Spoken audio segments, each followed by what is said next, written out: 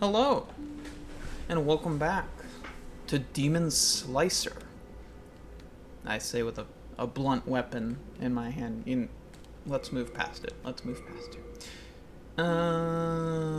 What's new? What has changed? I can't recall if I did any farming between now and the previous session.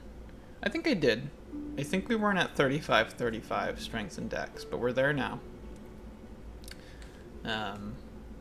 But otherwise, I think we're pretty much the same. I don't think I've even massively increased. I don't think I've increased any weapons, actually. I think this is all exactly the same. But one thing is different. If you recall, the Talisman of Beasts, which we picked up from good old Skurber Scum. I have that equipped, and I have that equipped because I learned something new about faith casting or miracle casting in this game. And I'm going to show it off real quick. So as you can see, I also have a miracle equipped. This is the Evacuate miracle. I think it was 20,000 souls from Disciple of God, I think is what he's called over here. And I'll show off what it does real quick. But you might be noticing I've got an ability shortage on this talisman because I don't have 18 faith, and I don't have... Is it faith? I don't have 18 faith, and I definitely don't have 18 magic. So why do I have it equipped? Well,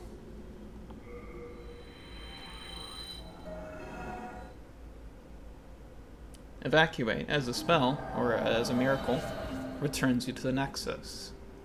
And it seems, as far as utility goes, which is what a lot of miracles are, there is no... You don't need the requirements for the talisman, as well as the spells themselves. I don't even think have... Sorry, I keep saying spells. The miracles themselves do not have any requirements. You'll confirm that real quick with this guy. Oh, fellow disciple, you seek the power of God? The power of God in the palm of my hand.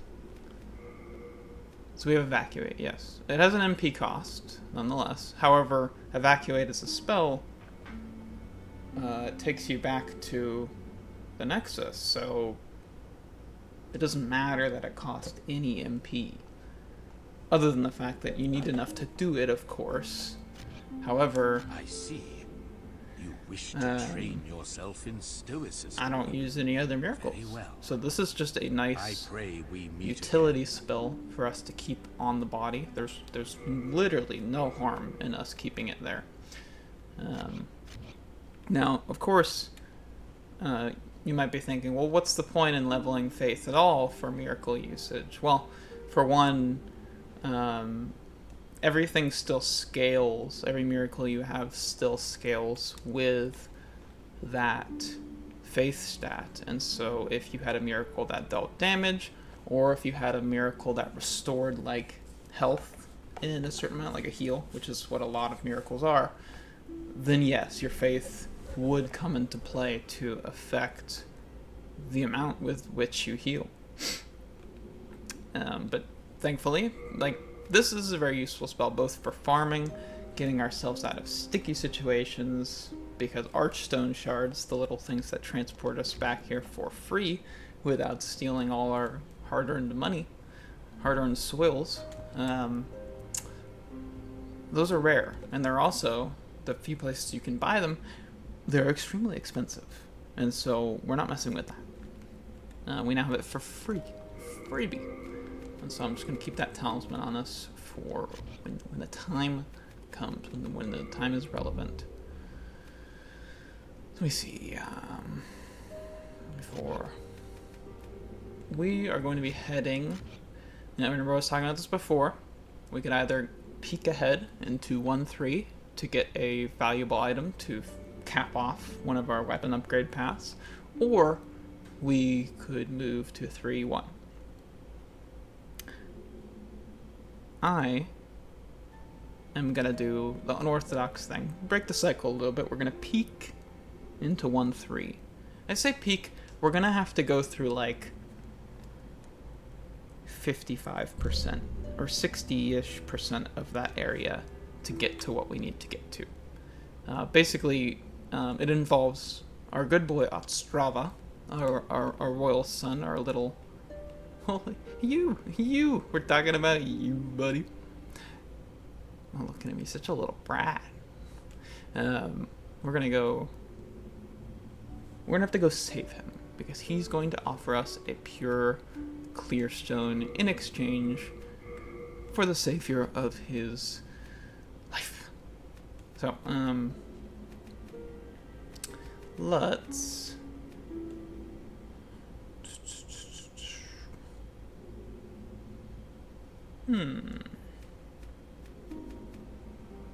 Let's stick on the Crushing Claymore, I think. Yeah. Because that way, I can actually remove this, right? Yes. Okay, we can go... I say Crushing Claymore. I mean Crushing... Mirrodin I so thought it was Mirrodin this whole time. Okay, never mind.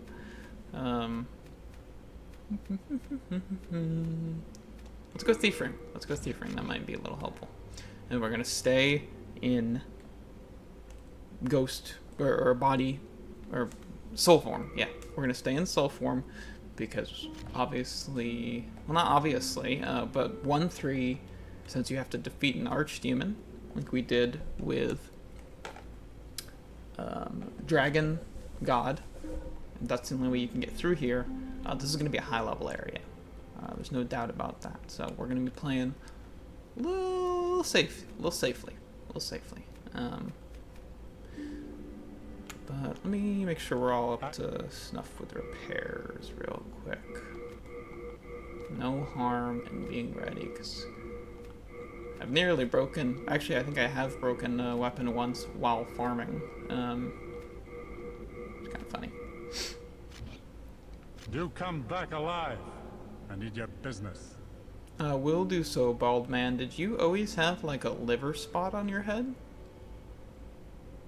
Oh, those are like, oh, it's like the scales, like Ed has. Did he have these before? Am I going crazy? I don't remember him having these before. He's also got one broken part of his eyeglass. Man, if I missed that in the first episode, if I didn't comment on that, I'm gonna be... That's a little embarrassing. Anyways, nothing much lore-wise to talk about quite yet. But we're gonna get back into talking about Boletaria.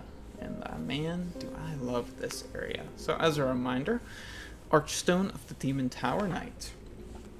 Inside Boletaria's gates, where the streets intertwine,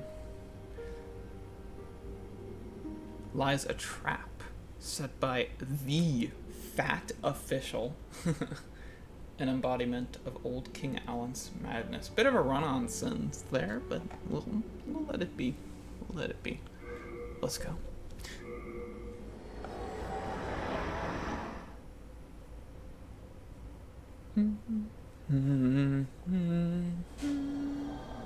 Alright, here we are.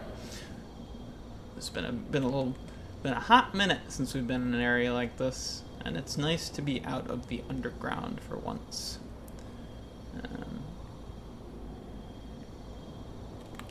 Let's just get right into it.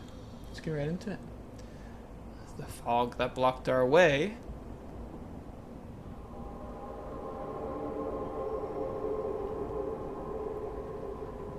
now bends the knee and opens the door by itself. How kind, how sweet. Hey, buddy.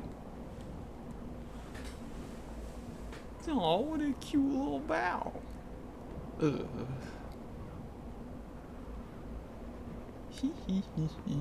That's such a little goofy trot. It's like a little Joker trot. Where did he go? He's so fast. He's so fast. Okay.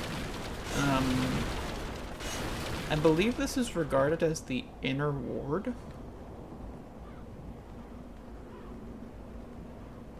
Is that just the sound of birds? That flappy noise? I think so. As we discussed before, like, the outside seemed like it had, like, a bit of, like, a border trade setup kind of thing going on, and then, like, a long bridge used to transport goods into the inner parts of the city. You know, that first area was very much like an outer defense wall. We reach this point, which feels like something of like an event area that also doubles as like another staging area for goods. But right now, we're moving into what I believe is called the inner ward of Boletaria, and it's going to be very quickly become clear that this is a lot less military in structure, a lot less militarized, and more cityscape. Like we're moving into actual proper residential areas.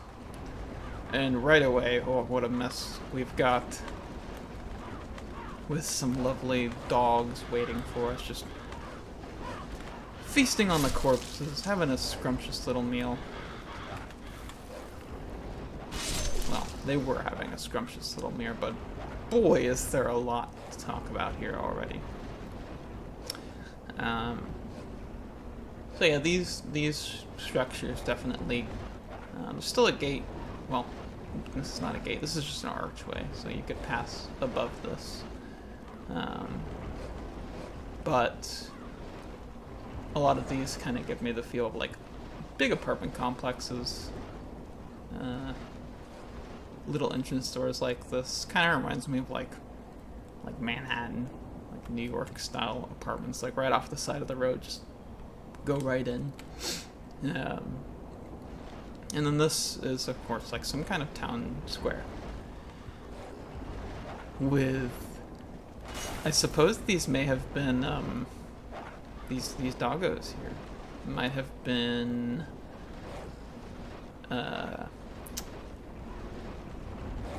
exported in, like, or maybe they're trained outside of Boletaria as like guard dogs, and the VAT officials, the force that is still around, was allowing them to munch on the corpse of the fallen, as we can see. A little storied soldier soul. A couple of them, actually. We'll take a look. We'll take a closer look at some of these corpses, because there's some. I think we get a full display here. I think we see quite a few different designs within these. More dead horses and carts. Still makes sense based on where we're coming from. But what do we got here? What's a bit different about these corpses is the blades were left behind in them.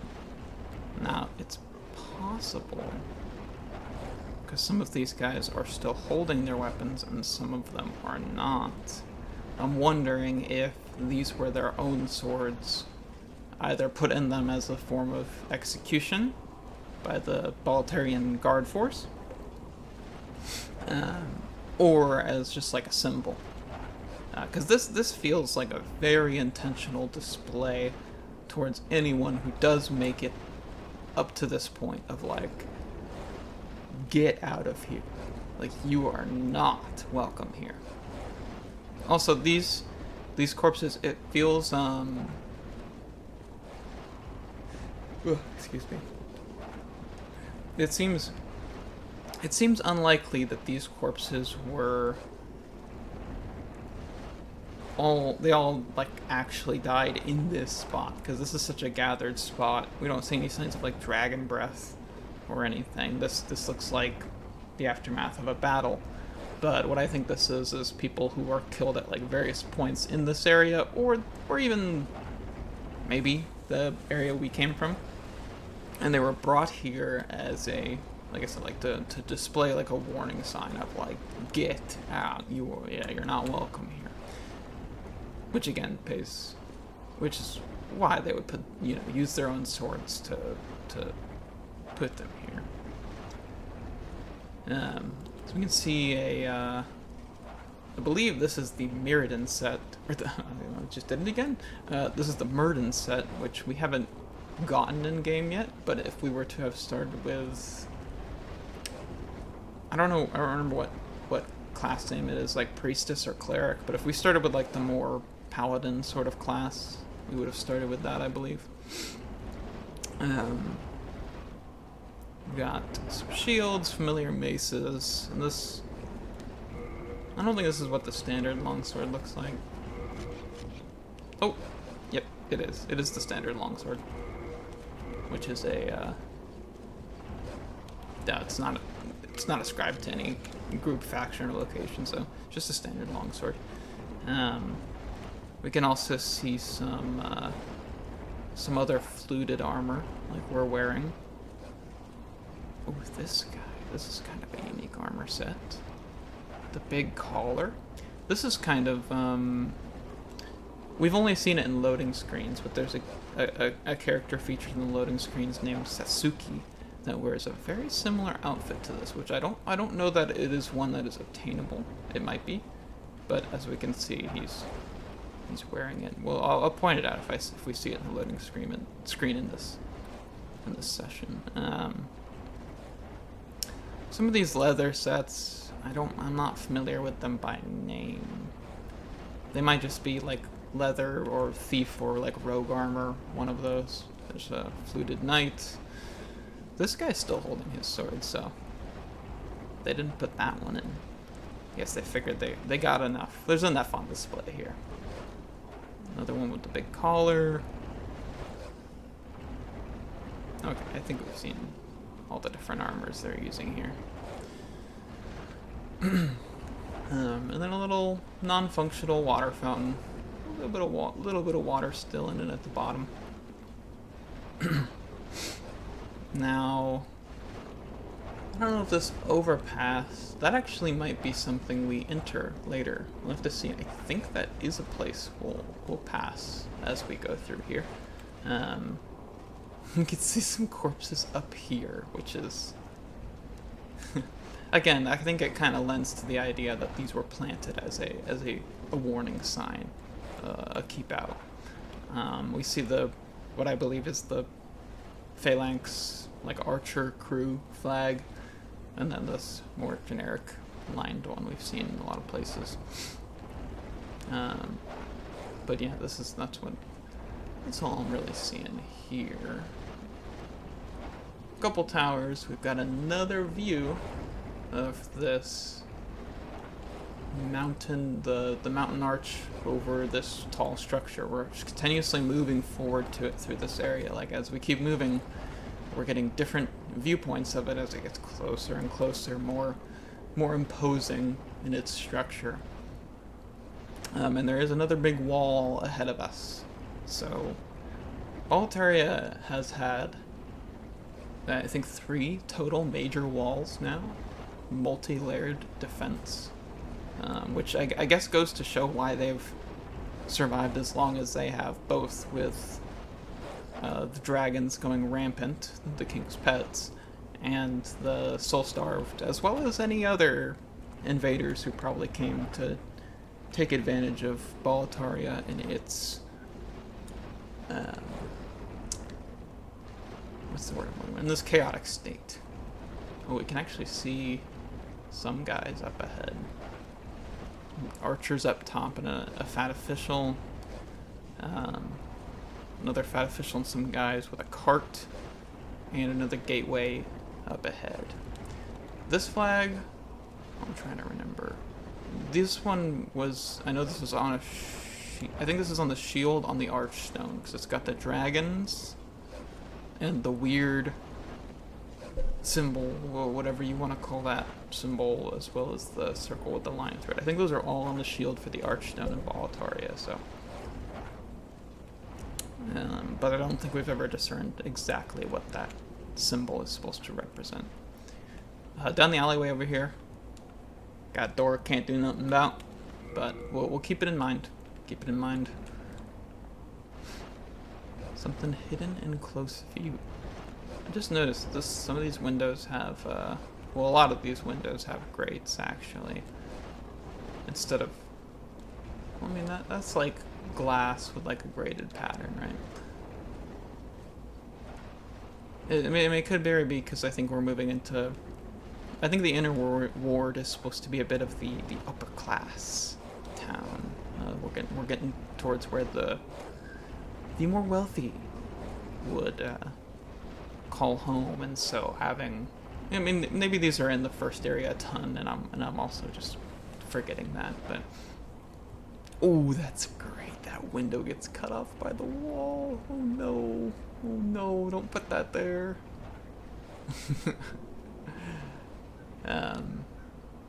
But yeah, these are nicer homes, more defendable, I suppose, or just classic home security, you know. Oh, there's a window cut off there too. Oh, that's no good. Don't look at that too long. Don't look at it. It's perfect. All right. All right. Some wooden additions to some of these structures. You can actually see a fog gate up there. You can see the little wisps, the wispy effect of it, and more stairs with carts in mind. I guess it's a given considering they've got a cart trap ready for me, full of fiery meatballs. Well, that was rude, but okay. And see, this is very much like, both from a dev perspective and a an in-universe perspective. This is a trap item to get you to stand in the way of the fire and get caught out trying to grab it. Also, I just saw the head of someone walking through that spot right there, so that's definitely somewhere we're gonna be. That's definitely where I think it is. That's somewhere we're gonna be soon enough. Yeah, and the fog gate right there leads into it, so there you have it. There you have it. Alright. Let's see what else these boys have waiting for us outside of said spicy Italian. Whoa, wait, hold on. Oh, there they go. Hey, does he have a scar over his eye? Or is that like a vein? I don't actually know. Oh! Wilhelm scream. Am I right? Smack. Sorry, I just need to make sure I get that. Hey! I'll take a pure hardstone. Thanks, game. Alright. Got another couple dead boyos over here. And the gate. You little smug bastard. This might actually be the best chance we have to get a look through the little hole. Well, position myself right. Ooh, a little bit more. It's so far to the right. There we go. It's like a... I know it's like an old... I think judges or like nobles used to wear them, so that makes sense, but it does look like a clown thing, the thing he's got on his neck. I got the gold-rimmed hat. Some keys on his thing. I think we did look at him before, but this one... Does this one look different than the one we saw in Stonefang? I don't know.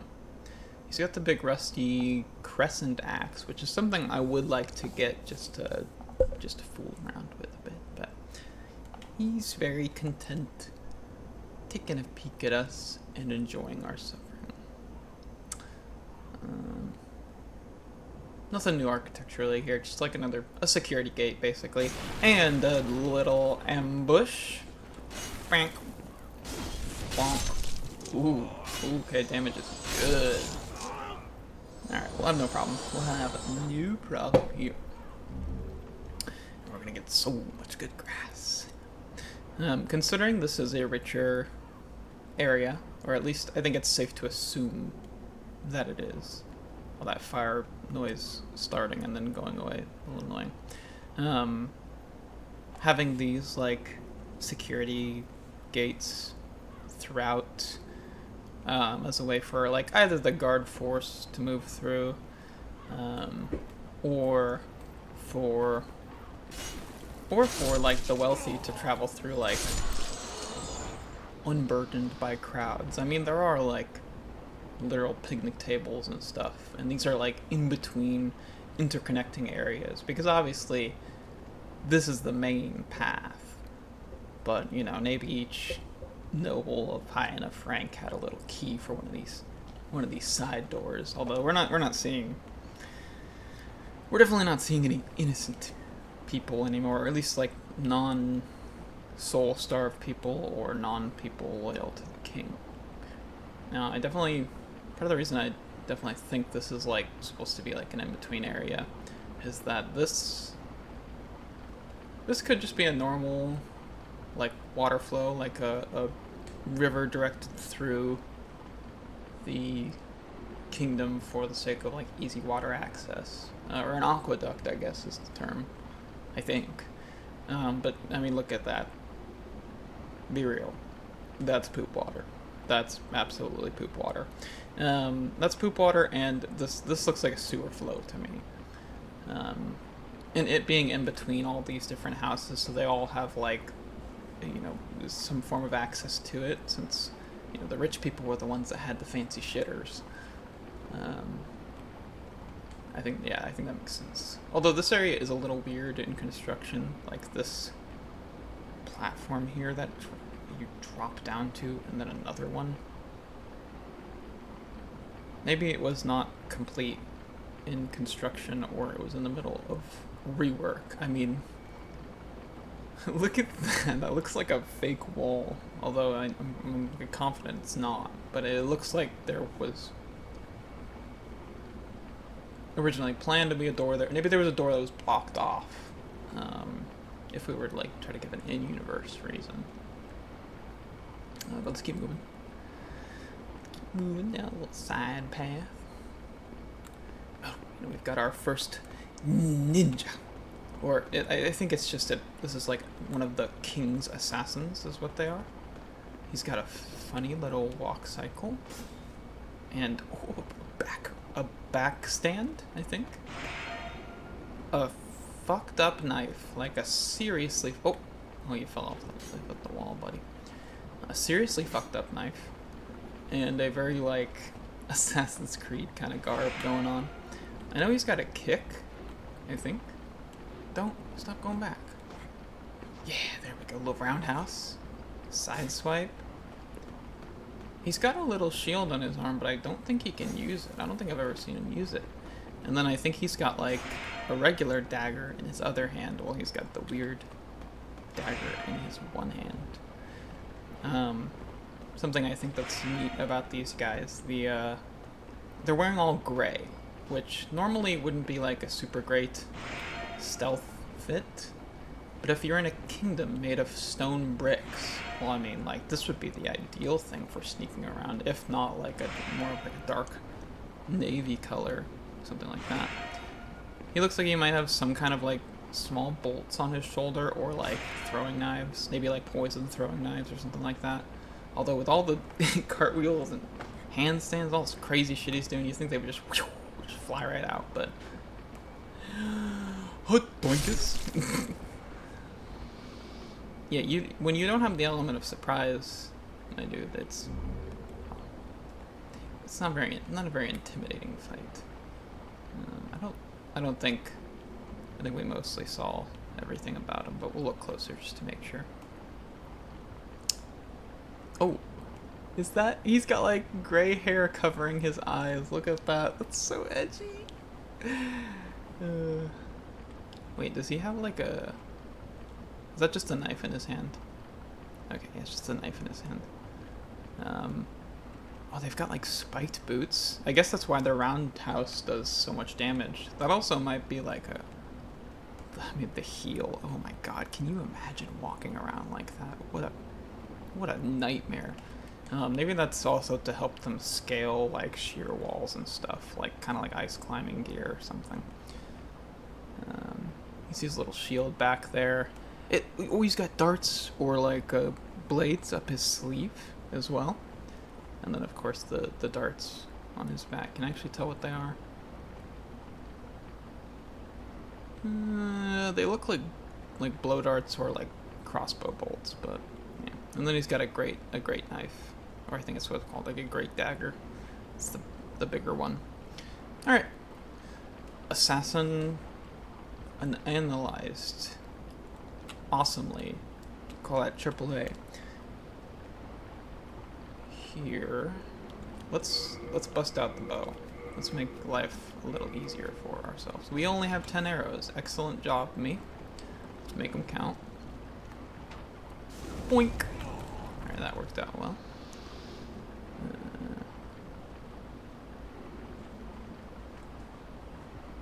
Well, I was like, what is that noise? My cat is eating some kibble. And then I believe... Yeah, I know. I'm fatty. I know. I believe there is an archer up there. Let's get him while we can.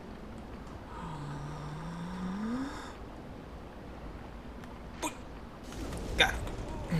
Alright. Easy peasy. They might have noticed me if I wasn't wearing the thief ring. I don't recall exactly. But that is definitely going to affect when we are noticed. Alright, since we cleared out this spot, let's go get the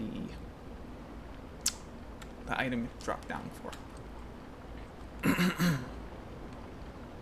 This weird spot.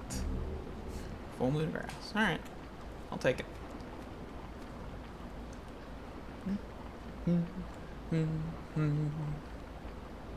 Little corner. Again, like this spot, I know this is like doing some just like video game stuff. It's just like trying to serve the purpose of level design, probably first and foremost. But it does, wow, 6 new moon grass, sheesh. But this feels like a, if I had to find an explanation for it, it would just be that it's an incomplete zone of construction. Despite not 100% appearing that way, that's probably not supposed to be there, that little rubble down there. But I think the idea of portraying this as like part of the sewer system they have on hand, I think that's good. You can tell that was half. That actually works. Like, yeah, the window might be in a weird spot, but it's because this was like a strapped-on platform. Maybe my theory about this place being incomplete isn't all that unjustified. A little more late moon grass from that guy. Very kind of him. And another spicy ball of meat. Oh, dude, why did you... Yo, he was not in on the plan. He was not in on the plan. Maybe he walked out because I'm thief ringing? I don't know. I don't know why. I don't know why he moved out to me, but that's there now, and that can hurt people. And I mean, that will hurt people. Someone will probably walk into that at some point. Again, I would say this is probably serving video game design before. No. Oh, okay. Alright, game. Alright, game. Whatever. Hi. So, I know I'm in the exact same spot I just was, but, I stated this in a community post. I kind of got interrupted with my last recording. So this is actually picking up a week later from where we left off. And I did also, unfortunately, I lost a little footage of a short bit ahead. It didn't go far. I realized that it was not recording again. So up ahead, I think I may have picked up like one regular item, and I killed one enemy that I know does not respawn, but I can point out where it is. It's an enemy we've seen before, so it's not like we're missing out on anything crazy. And the other thing is, I scored this.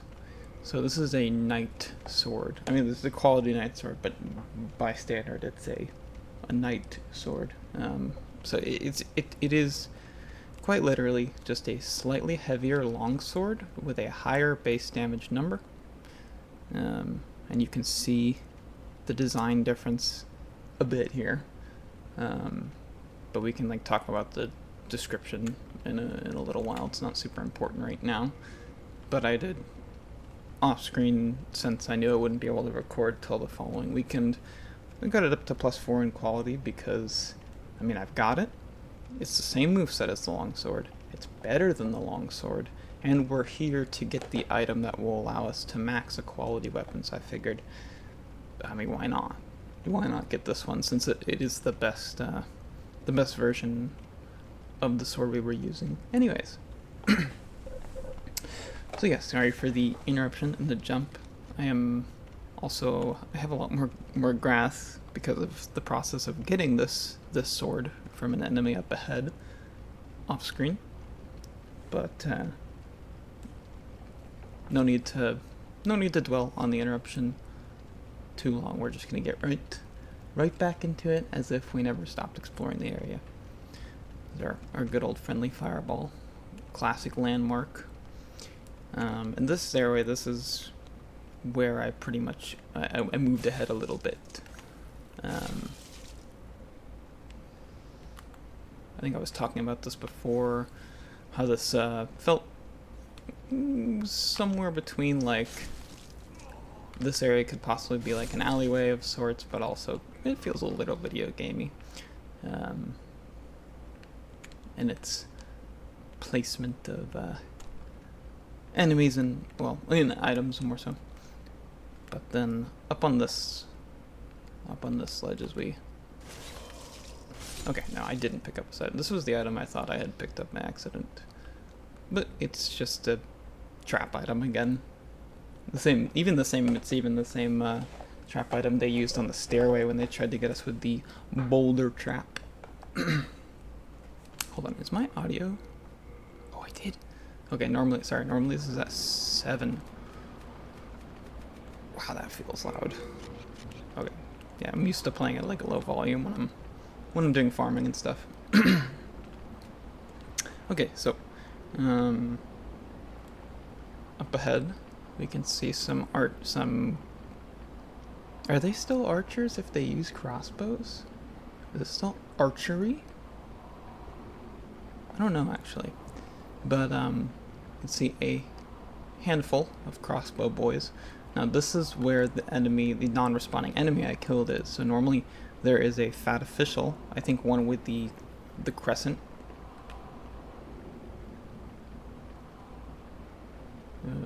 Okay. One with the crescent axe over there. And I think I shot him with arrows. And I did not know he did not respawn. I mean, also at the time I thought I was recording, so yeah, you know how it is. Thankfully, we can outrange these silly boys. These silly little guys. And then we're out to here, so, that guy's trying to make his way over to us. I don't think he's gonna have very much luck though, because I think we're a bit protected right now. But we can see down into the area we started, the town square and the staircase towards the gate. There's some rooftops overlooking. I think it makes sense that in like a richer neighborhood like this, that you would have like these kind of places on top that, I don't know, I guess these could serve as like guard post areas, but this could also just be like the equivalent of having like a rooftop porch like some really rich people do, you know, a place you can go sit and relax on the very tip top of your you know, New York. Didn't know you could climb that one. Okay, fine, fine. Give me back down. There's no reason to be here. God damn it, game. I don't know what it is with this area, but I keep climbing things that I really don't need to be climbing. Eat. Quick.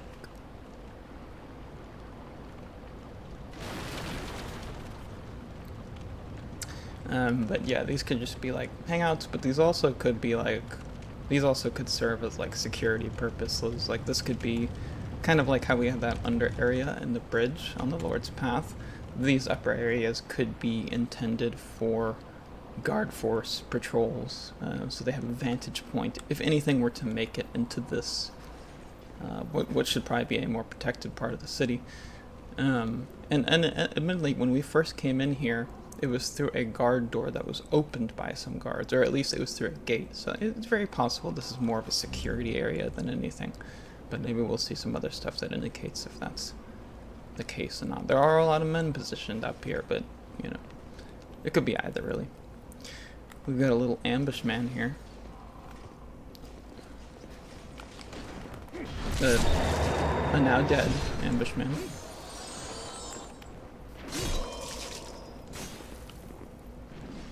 I'm not used to the longsword moveset.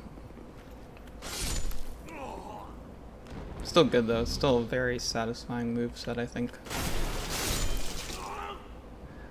Couple guys in here, which this just looks like a little stock storeroom, nothing super significant, but someone has barricaded a doorway here, pushing these dressers in without knocking over any of these items precariously stacked on it, funnily enough. But oh, I really thought I could roll through that. That. Up here. And what do you know? It's our good old friend, the Dreggling Merchant. I believe he only moves once we clear the fog like we did as we came into the area. And, I mean, of course, the same logic as before. We're going through and clearing these areas with enemies that have valuable items for him to sell, so no wonder he's here. Hello, what can I do for you? Hello again. No fanfare, just I'm a shop. I'm here now. I know you, and I know you got money. He's got some stuff, doesn't he? I kinda want the Crescent Axe. I kinda want to see its moveset. I've never used it. I don't even know what it looks like. It's a D&E, it's more of a strength weapon. A long-handled large axe with a crescent blade, of course, used by the fat ministers. Oh, I keep calling them fat officials. Are they fat ministers? With their faint smiles? I would not call them faint, but sure. Its heftiness shows the unbelievable power of the ministers who wielded them. I mean, I guess. I don't know, it's like 7 pounds. My claymore is like almost that much as well. I'll take it. And then we have the Night Sword. The straight sword used by the Boletaria Knights. Probably should be Boletarian Knights as proof of the King's commission. Forged in Stonefang's hard iron, it is heavier than a standard straight sword and has higher attack power. So yeah, just a better longsword. I'm really glad that they don't do this in future games. There is not just oh, this is a longsword but better, because this is an area not a lot of players will go to early because how tough it is. They might finish like World 2 right after getting blocked off in World 1. They might come here, but then they'll see the enemies, they'll see how tough they are and how much money they're giving, and I have a feeling most players would just be like, okay, maybe I should go somewhere else. But I suppose if they got here, they could see this. Then again, not a lot of people are using the longsword anyways, and I think this is like the only weapon this happens with, so yeah. And I don't think he has anything else of significance that is new.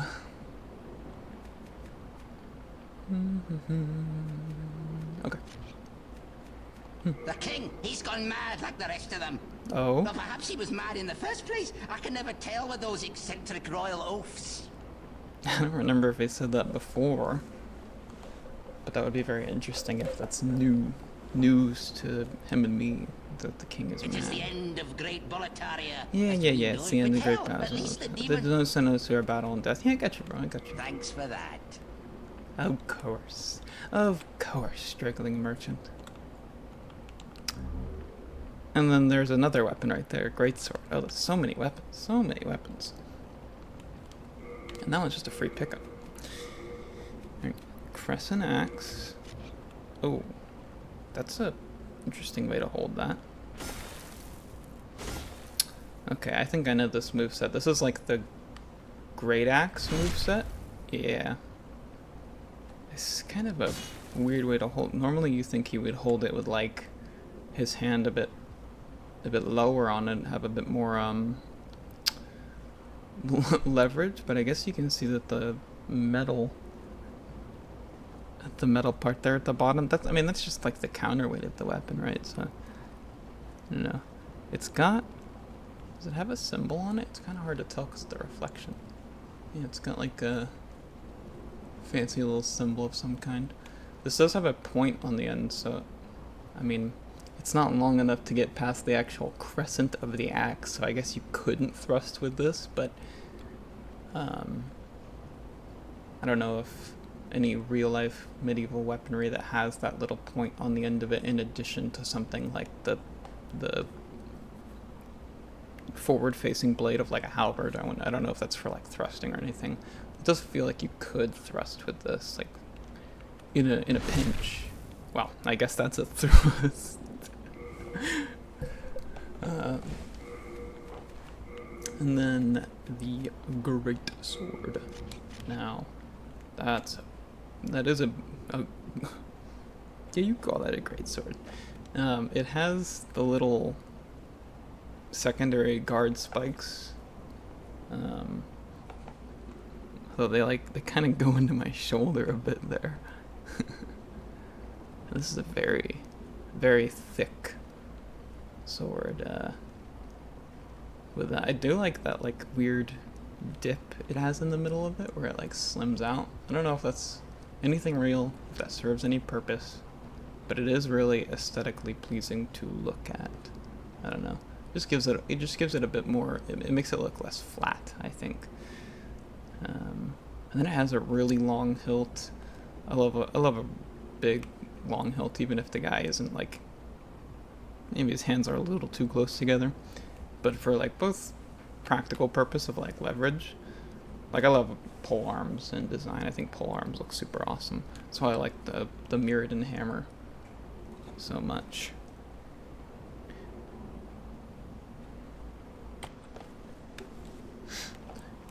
But yeah, it's pretty cool. I know that this is like kind of like a proto Zweihander, and I think in moveset, I know it shares a moveset with the Dragon Bone Smasher, which we already used a bit.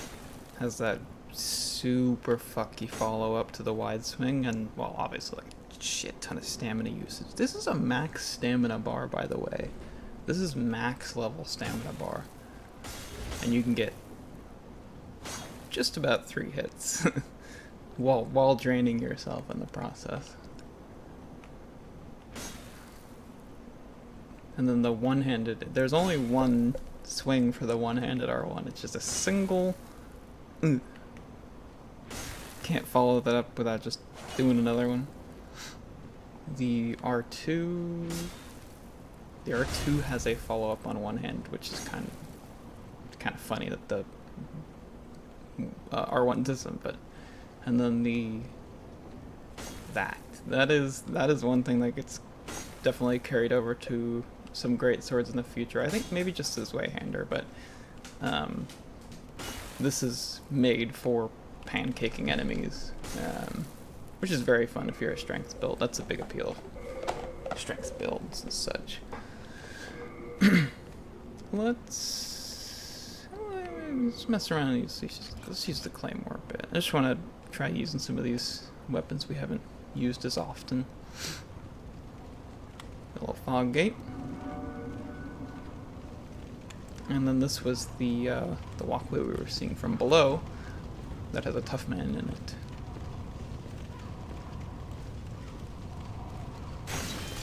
Well, that tough man, he's not that tough. But, yeah, you can see the town square down from here. This, I mean, that's why I say, like, this could very well be, like, comfortable little hangout, get some sun, drink some ale, drink some wine kind of place for rich people. Or the upper class of Boletaria, because I don't know, this feels more like a relaxed location. It doesn't feel like a, I mean, I know it's got like the, I'm not sure what they're called, but this setup of like stone barriers that's made for like cover for archers or crossbowmen that would be defending from anyone coming in. Like we've got, like you can see this guy up here is, I think he's using it properly. I don't know. Oops. That cover goes a bit higher than it looks, doesn't it? Yeah, not enough. But yeah. Here.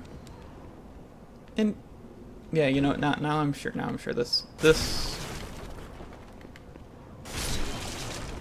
had to be like a casual place for the people that lived in the buildings below. However they might go about getting up here. We haven't seen any like doorways or stairways that lead up to it other than the one we went through. But oh, you can see some of Tower Knight's arena over there. Look at that. But yeah, like all these picnic tables, the books, the drinks, the wine, the fruit, just screams little hoity-toity gentlemen and ladies up here having a day. Oh, he's still here. Okay, this is the guy I shot and killed with arrows from across the gap. That's oh, that's why he's still here. Okay, old or iron ring of keys. That's a weird way to word that, but I guess that's why he's got key item. And then there's this little drop off down here. how you are as a like human being supposed to reach this platform normally? I mean, maybe there's a ladder here that was retracted to keep people from getting in this way, I guess.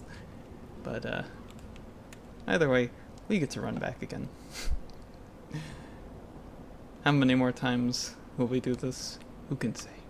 Who can say? Only the architects of Boletaria can truly answer such a question.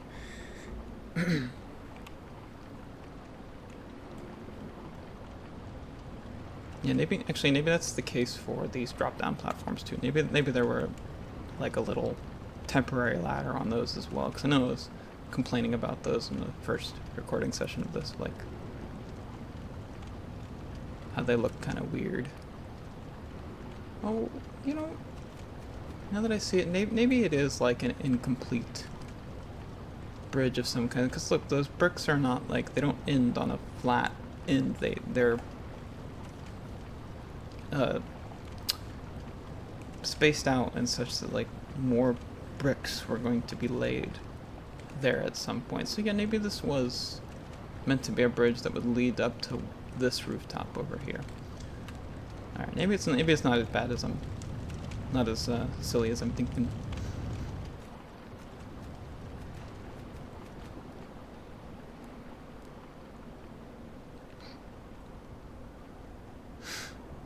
All right, I'm back up here.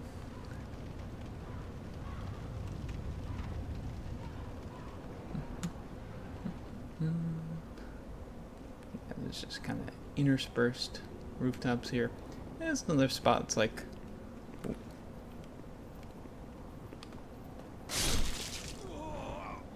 Another spot where it's like kind of questionable how, or like how this was used. Again, I'd say like just retractable or movable ladders that were taken away for one reason or another.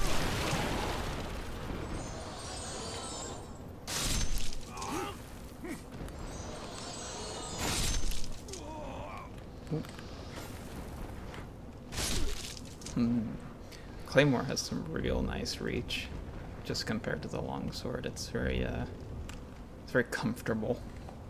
That's for sure. Hey, buddy.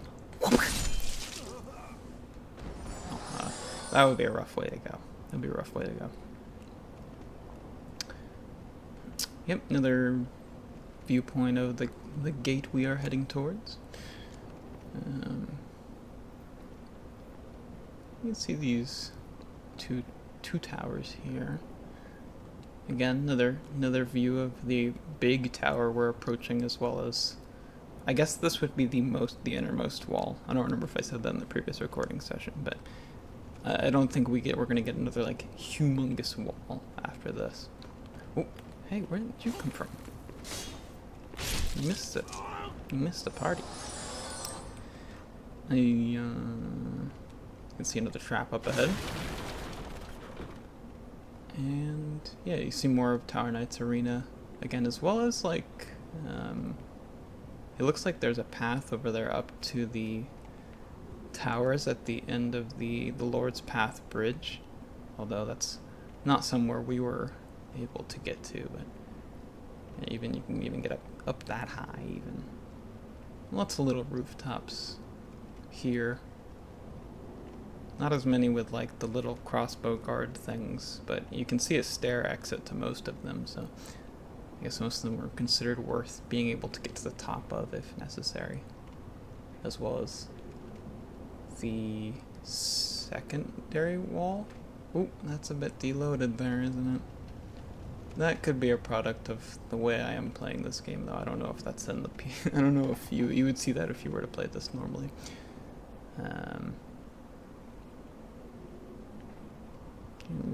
Little crevice down there. This little side of buildings is a bit weird. You can see ground over there, but like it seems very disconnected from this. It's probably just like trying to save on memory of like putting in structure, like unnecessary structures and stuff everywhere. You don't want to be doing that when you're designing a game for the PS3. Yeah, so it's understandable. It's understandable. This game wasn't exactly like a pioneer in terms of like graphical fidelity and quality in the year that it came out, like 2009. There was a lot of stuff. 2009. All right, let her rip. Give it to me. Very nice, very nice, very nice. It was excellent execution. But ultimately, didn't matter. Alright. There's some dried blood. Well, not dried blood, actually looks like fresh blood, but it's probably intentional to be dried blood. This guy wields I think it's a claymore, right? Hold on, get back in here. Yeah, it's a claymore.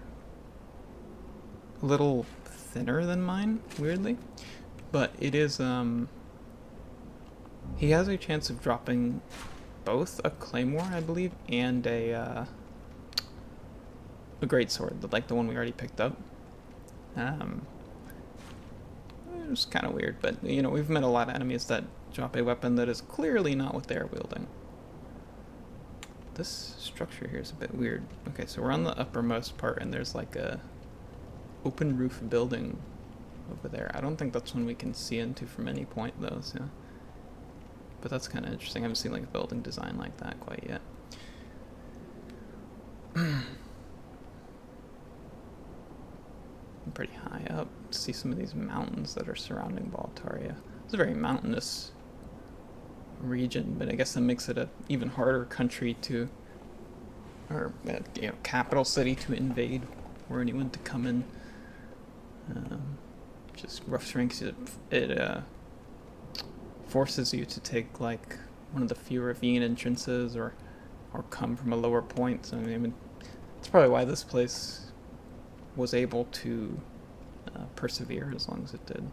It's a get a big, great shot of this innermost wall here, as well as the tower once again. See the primary structure, and the little fog gate is waiting for us. They don't mind giving you, they want to give you a little preview of what's to come.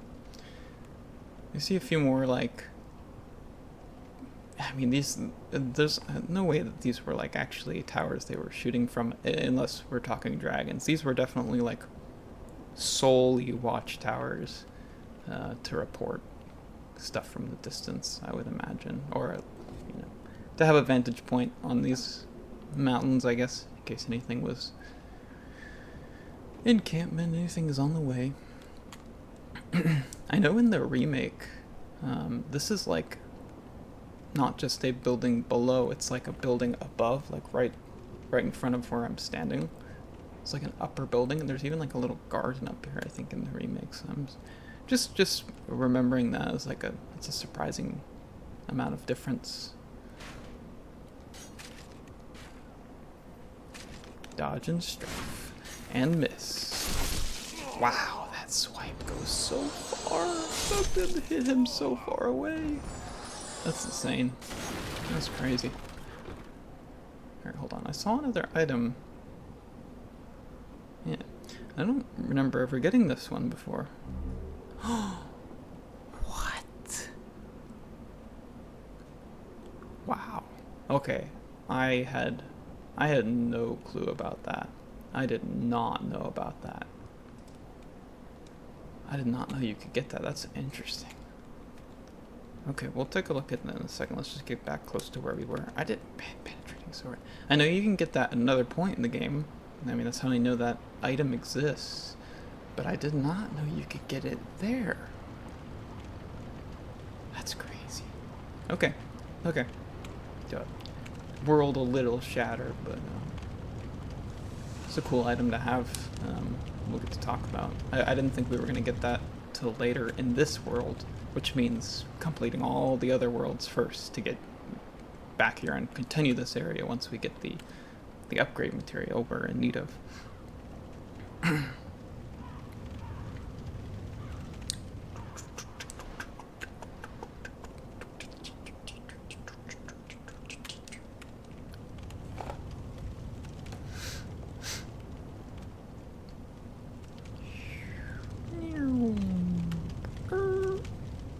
Sorry, I'm drifting.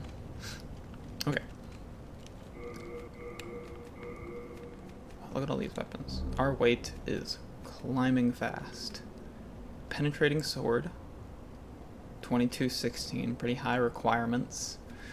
A long straight sword used by the Penetrator. One of the heroes of Politaria. As the name states, its thrusts are especially powerful. Because of its irregular size for a straight sword, it requires great strength and technique. And I mean, indeed, look at it, that is a very long straight sword. You get a lot of reach out of that. It's got the same normal R2 and the same thrust. Actually, it's kind of like a complete, that's a normal straight sword moveset. I thought it would maybe have one or two unique thingies, but I guess not. Still very cool. I mean, that's some serious range. The only thing I don't like about this one is it's got like a big, it's kind of like an over-designed hilt. For me, it's like a little too Final Fantasy-ish. I like the way the blade looks. I actually like the hilt. I mean the guard. The guard is the part that's like it's a bit much for me. It's a bit much for me. But it is cool. I don't know. I know this is a colorless Demon Soul upgrade weapon because this is like a very... Well, I think it is. I'll actually have to check. But I think this is like mostly a dex weapon, so I don't know if it's something we'll use. Let's go back to this. So back to our little baby sword. Okay, here we can see the other side of the gate. The fat official just waiting for us. You know what's kind of funny from like a level design perspective is you can jump over this wall to grab that sword.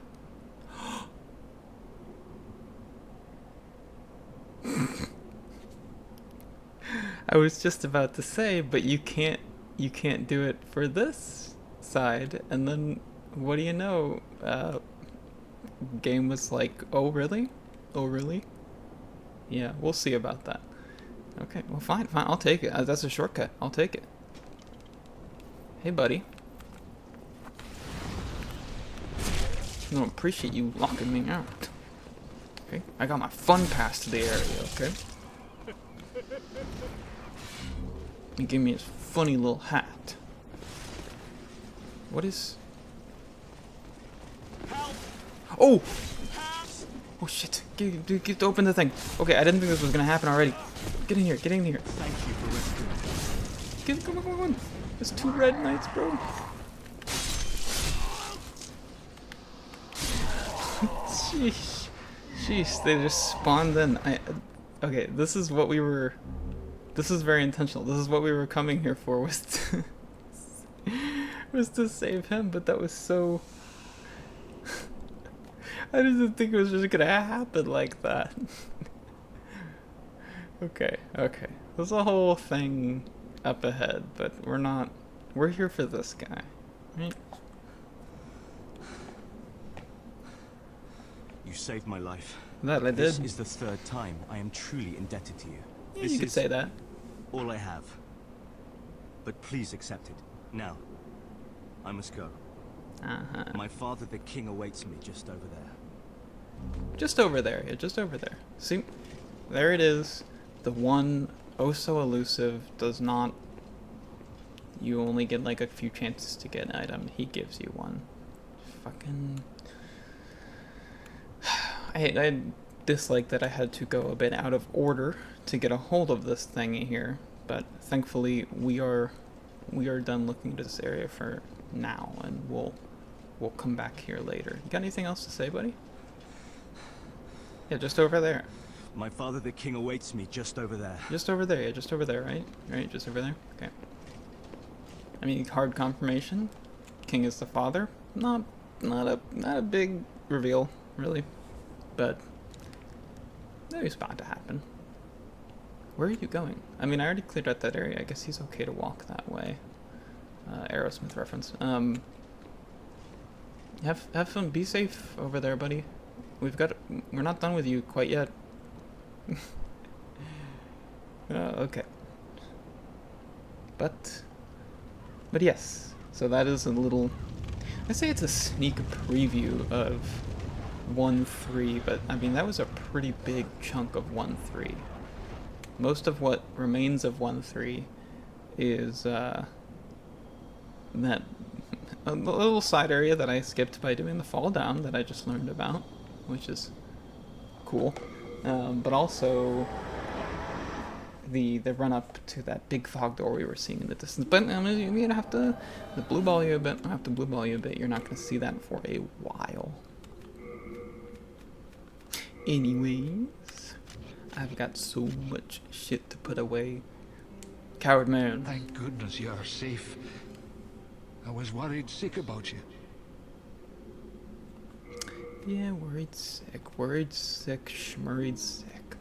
Take the penetration stick, take the great stick, and... Actually might hold on to that for just a moment. I kind of want to see what's up with it. And then this, the official's cap.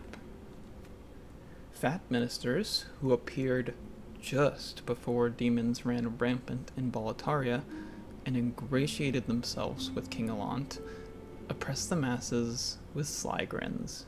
The way that's worded makes it sound like the fact that they had sly grins is what was oppressing everyone. But you know, of course, we've seen the whips and we've seen the slaves. So you know, this hat is said to have been resented by the masses as a hateful reminder of them. Completely ruined this style of hat for the entirety of Boletaria.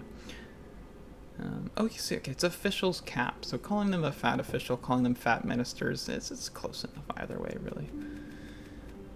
We got a secret throwing dagger from one of the ninjamen. A unique short katana? I don't know.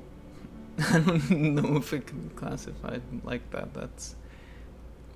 I mean, maybe the katana of a mall ninja, perhaps. A unique short katana, altered, yeah, no kidding, altered for throwing.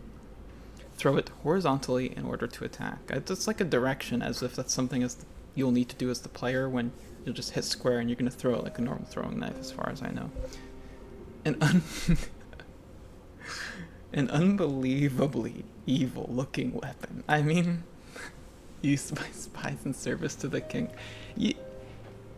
It's not wrong. That looks evil, but I don't think evil in the way that the game is trying to tell me. This looks evil as like it's an abomination of like a crafted weapon. That is one of the most horrid things I've ever seen. Please get them out of my inventory. All right.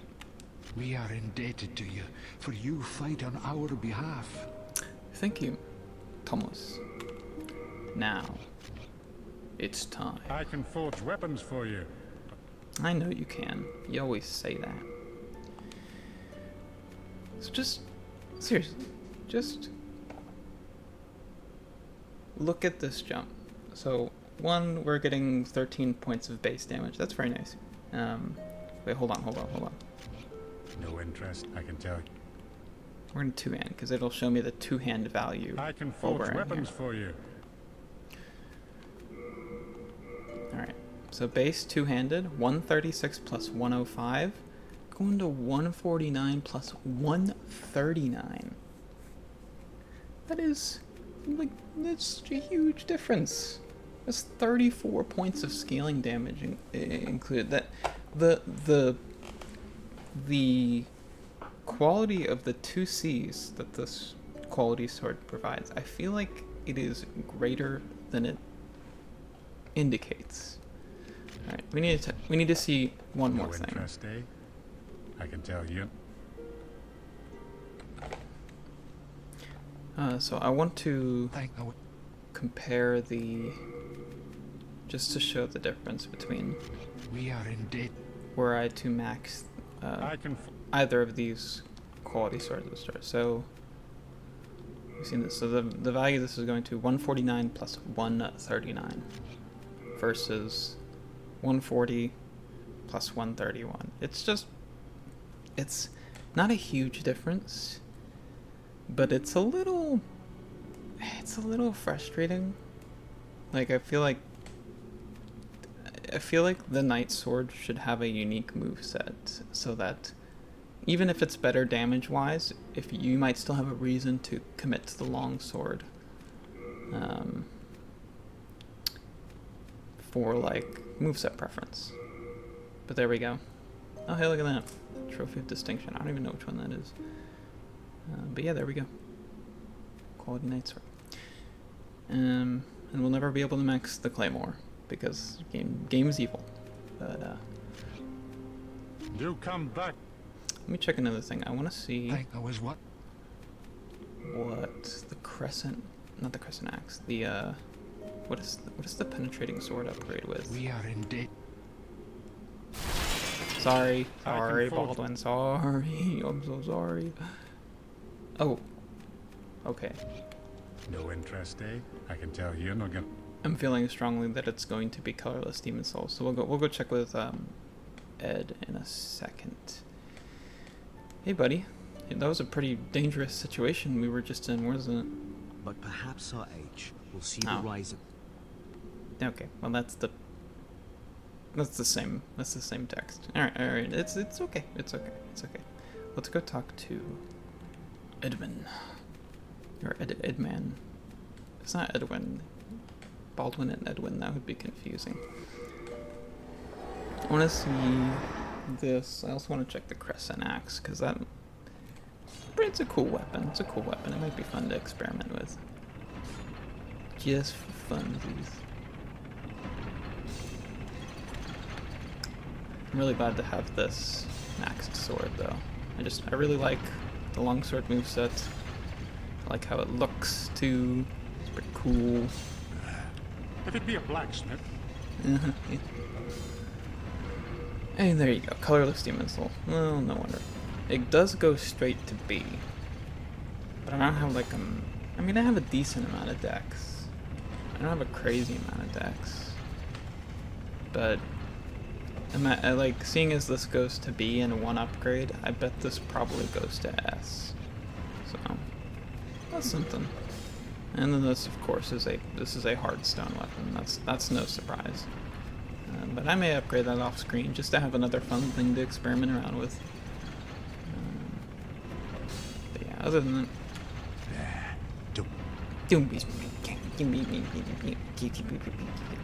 Yeah, whatever. Whatever. Alright.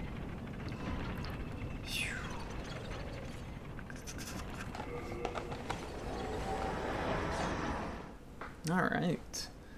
Alright.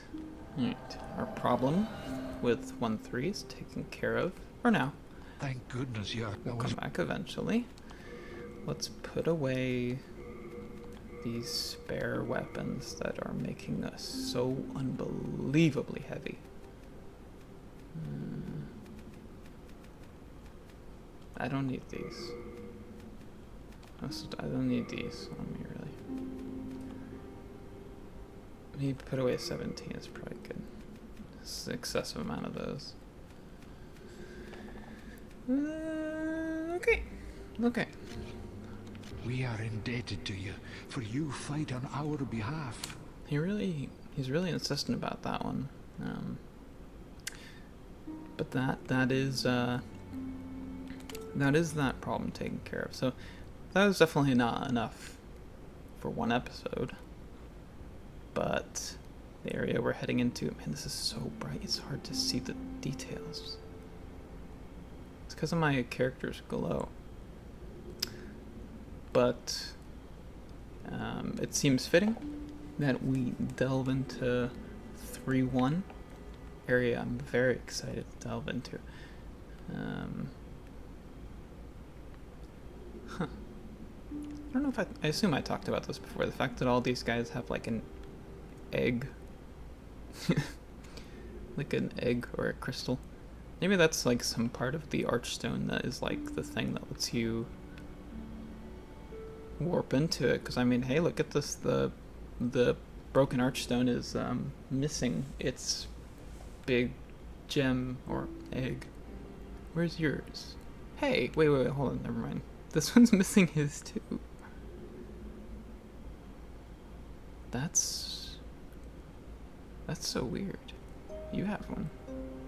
Wait, yours is like indented. What? Is this indented? I thought they were bulging out. That one's like flat.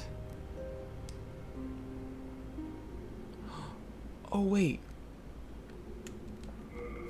Does this have to do with world status? Oh, it does. I did not realize that. So I haven't been here. I haven't been to this one at all. So that's neutral. It's kind of like indented a bit. Oh, it's just empty. This one is...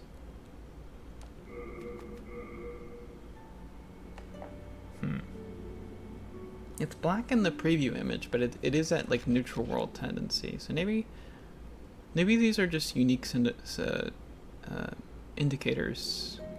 They're like slightly different for each one. Like Boletarian Palace is not maxed, but it's pretty high, so it's like a pretty shiny little egg there. Stonefang Tunnel's a little dark, but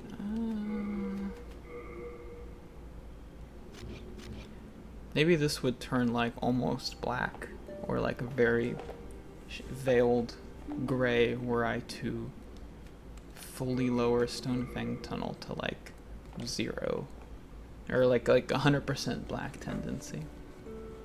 But anyways, I don't know if those correspond to anything. I do think it's pretty neat that the That one is just that one's definitely missing because it looks rocky inside, like it's more just a bit of the statue. There's no shine to it.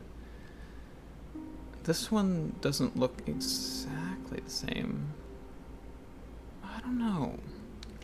This is such a weird detail that I'm only just now noticing. Maybe it's not something you were supposed to look too closely at. But, yeah. Okay. World 3. The, Archstone of the Tower Queen. The Tower Queen sounds like a Shovel Knight boss of some kind. Ooh, even my character was excited. Look at that, he's got the jitters. I'm gonna take a quick little break before we go into this, but yeah. Alright, let's see what we've got with this Archstone in terms of detail. Well, actually, first, let's read this. Latria, the Tower of Latria. Latria, land of the Queen's Ivory Tower. An old man took revenge on the Queen by locking her family in a prison with inhuman guards. All that escapes the place are the prisoner's cries. An old man took revenge on the Queen. So I guess we're starting here in the prison where the took revenge. I'm guessing by that wording it was a coup of some kind. Someone who was close or at one point close with the Queen before betraying her, and we're starting in the prison that he used to keep up her whole family. Wait. On the Queen by locking her family. Okay, so not herself, though. Like, there's family members here, but not her. I am to assume this is, of course, it's so hard to see. Okay. This is our operating distance. So this is the Ivory Queen, I imagine. Very, like... I mean, it's just like artistic portrayal. It's like a very like doll-like face. It almost looks like what would be more of a mask. But I mean, if we're looking back at these are also very like almost like caricatures, a bit like not in the bad way, but like exaggerated features and whatnot. So this is like, if someone like held with a high standard of beauty, this is how she would be portrayed. That makes sense. And she's got all the fancy clothing, symbols on it. What is this?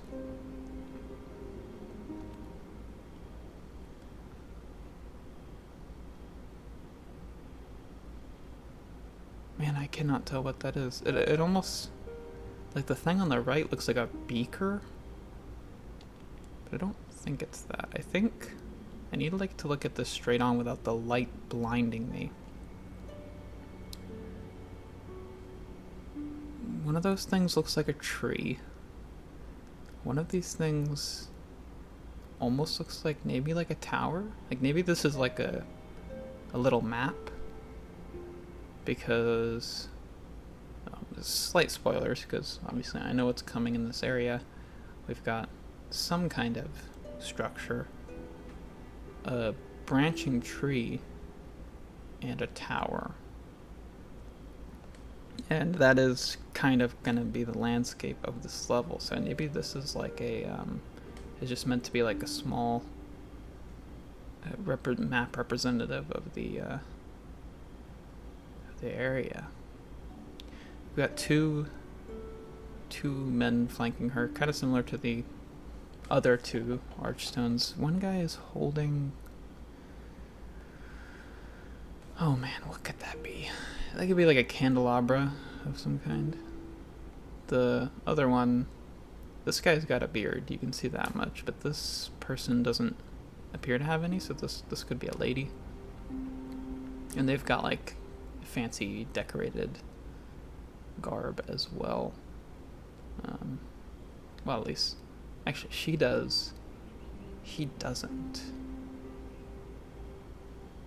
Maybe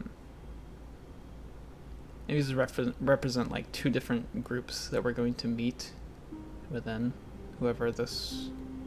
Oh, maybe that's just damage. Maybe that's just like erosion on the carving. I don't know. Maybe that's like, I can't tell if it's like a. It does have the similar kind of crease lines on it that the other one does. So maybe that, I think that might just be like supposed to be representative of damage, and these two would look identical, barring the beard. Now, I can't tell if. Oh. Okay. Thank you, game. I bet Pat just thought that was real fucking funny. Don't look at me like that. This is hard. This is such a bright spot. Is this something she's holding? Because the rest of the dress doesn't seem to have any of this like semi-square shaped item. I think it's supposed to be what the second person here is holding. Although I don't know what it is. It's like a little rock.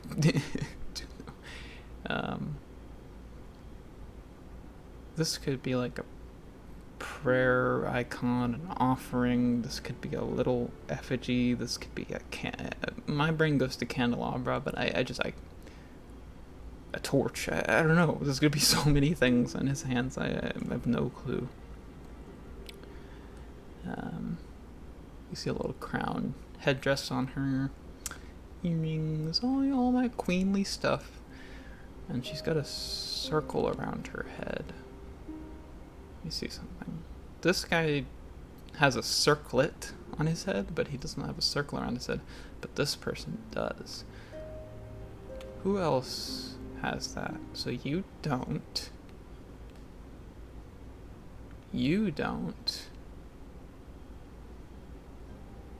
And it doesn't look like you do either.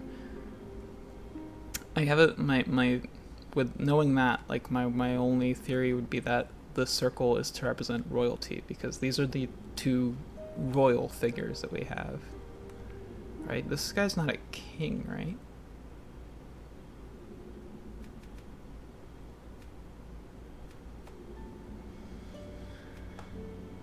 Maybe he is a king?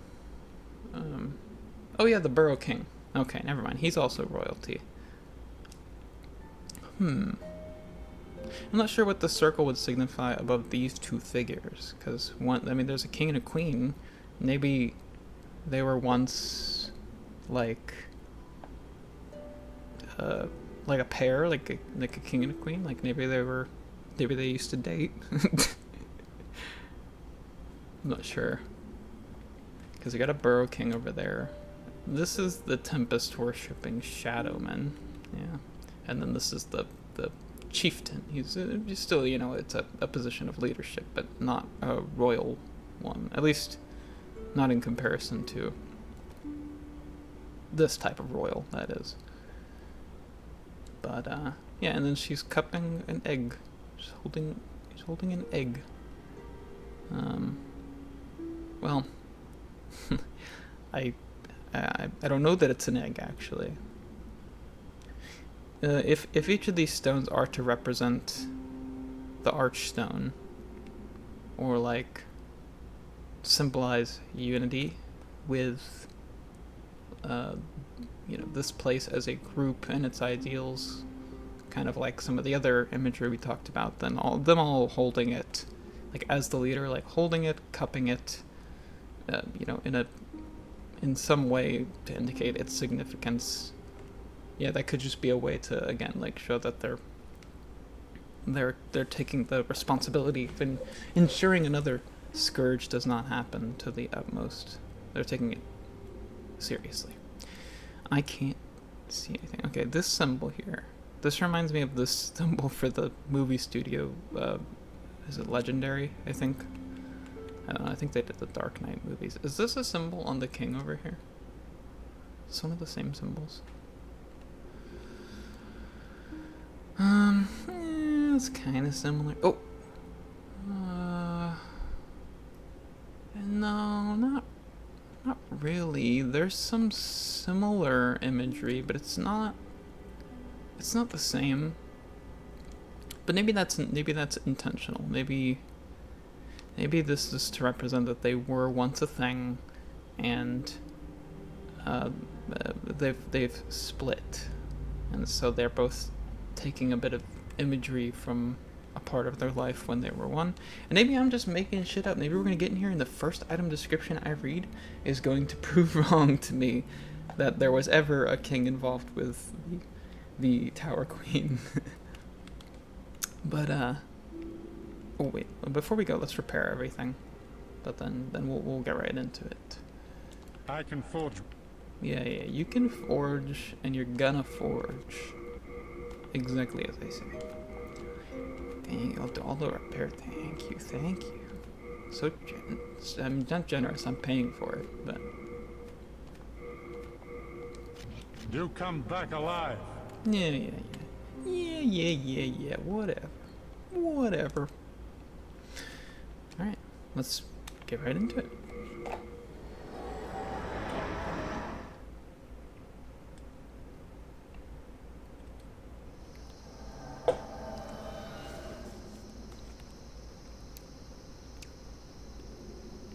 Well, what a warm welcome. You can already hear some lovely sound effects.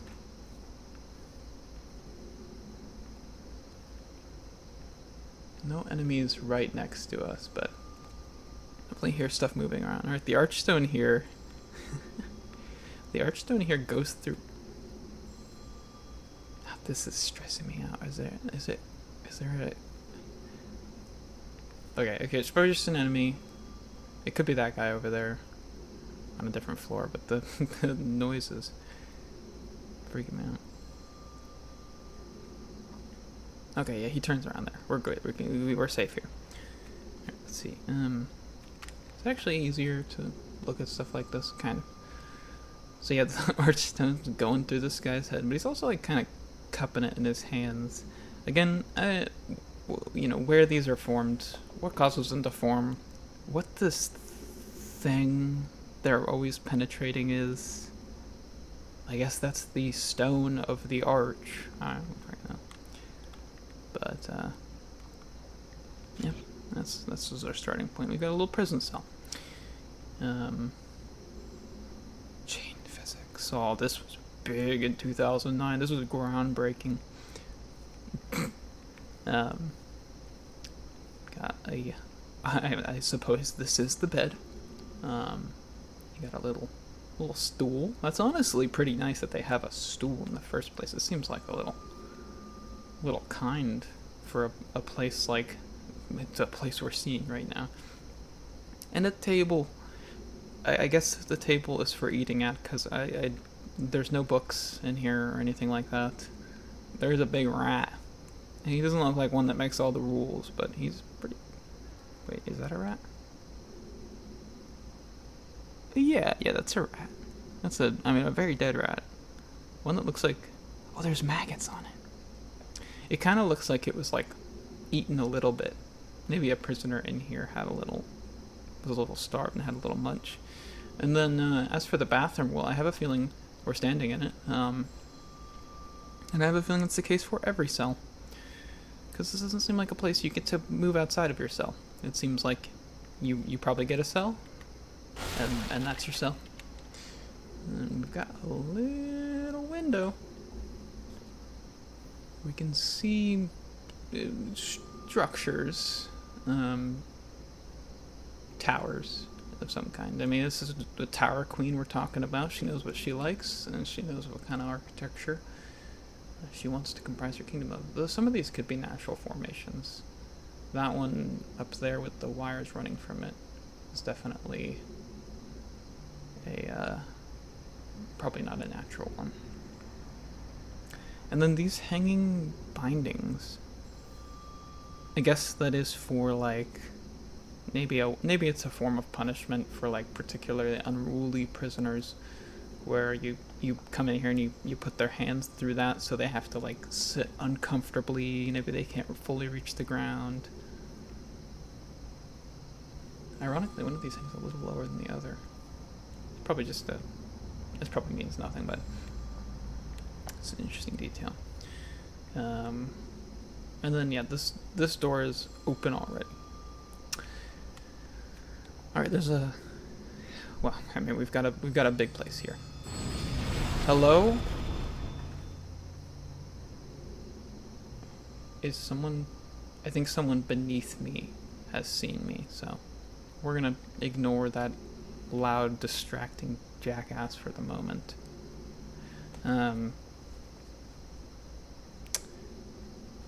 main enemy type here that we're seeing, what is clearly a prison guard of sorts. We're going to deal with that before we talk about what can be seen around us, because it's still, despite being very overleveled, this is a pretty dangerous enemy. Oh, do some magic, bro. Come on. Like that. He's got a big AoE. He's got that, which is a stun shot. And for the record, I'm gonna let myself get hit once so you can see. Electrified. Grabbed. Get a little taste of my giblets. Get me out of here.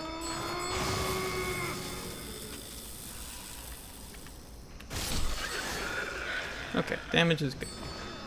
Damage is good. So that's good. Give me that Old Spice. Yep, that is what he just dropped. He just dropped me Old Spice. I think we've... Help me. Okay, there's a lot to talk about. There's a lot to talk about. Let's just gotta tackle it one thing at a time. Just one thing at a time. Okay. This is... Help me. Oh my god. Shut up, bro. Someone needs help, but I mean, clearly I'm not in a position to do so yet. So let's get this guy over where it's a little quieter. So we can look at him. Come on. Oh my god, this is so loud. I mean, I guess in a horrible, horrible torture prison, those are the sounds you would be hearing on the regular, right? Just screams of misery and pain and discomfort.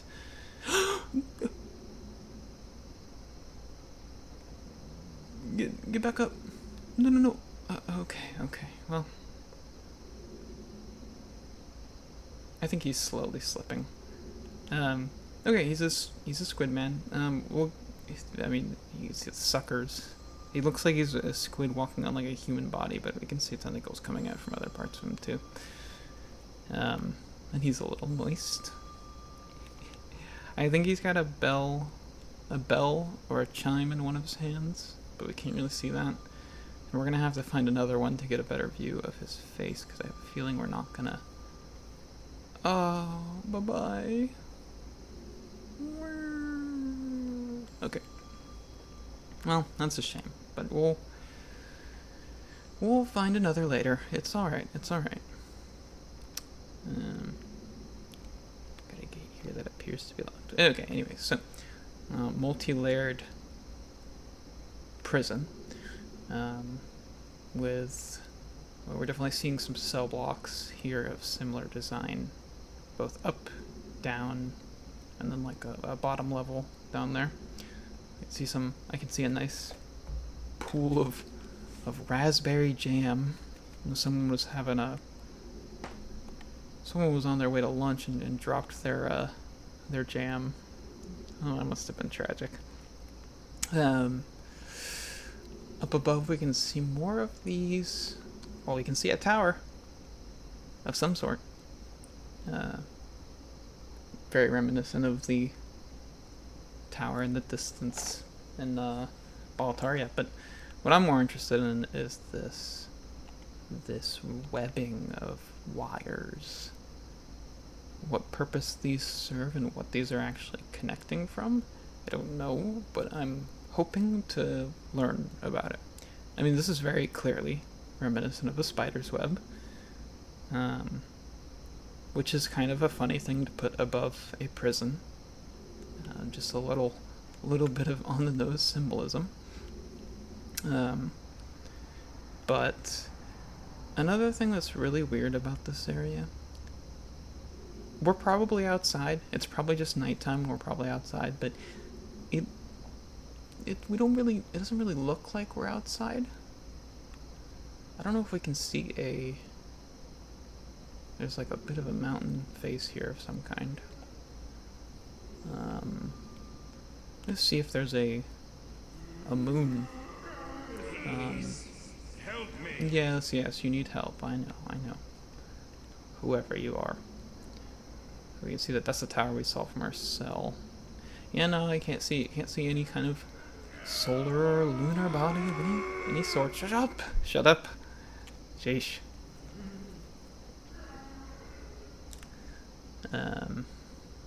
I mean, unless it's like over to the left here. But the reason I bring that up is because it does kind of feel like we're underground, despite how massive of a cavern this would have to be, and despite the fact that that ambient noise, to me that sounds like crickets or cicadas or whatever. I mean, this sounds like if I walked outside right now into the Florida wilderness. This is, well, it's midday right now, but at like 5 o'clock, absolutely, this is what it sounds like. So we're outside, and we're outside somewhere that is probably like humid. I don't know, it feels humid to me here. This feels like a muggy place. I feel like all these prisoners are just constantly just sweating their balls off.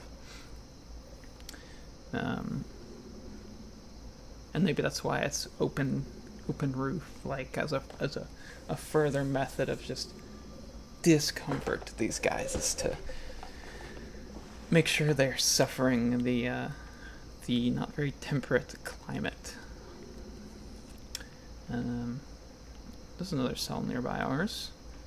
There's a Bolturian knight here. Well, a fluted knight like me. Possibly a demon slayer. Fairly old corpse, but I think could have ended up in here whenever. Kind of same as usual. More cuffs, another window, similar layout, but oh, this room has a gamer chair. Oh, what a horrible thing. Like, this is outrageous. What? This is like not a torture chair. You put someone in this to kill them, and like, I don't know. I don't understand the logic of this. But what are these what are these things on the bottom? What is this? It's like a little bar that extends out. Is that for like tying the feet in or something like that, or tying the chains of a prisoner down so they can't like use their legs to lift themselves up?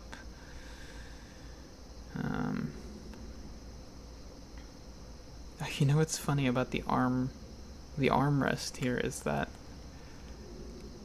it's blocked by this side panel. You couldn't even put your arms like through that hole, like at the right angle that you would be resting on all those spikes. So there's a little ill thought out design here. These side panels probably are pointless ultimately.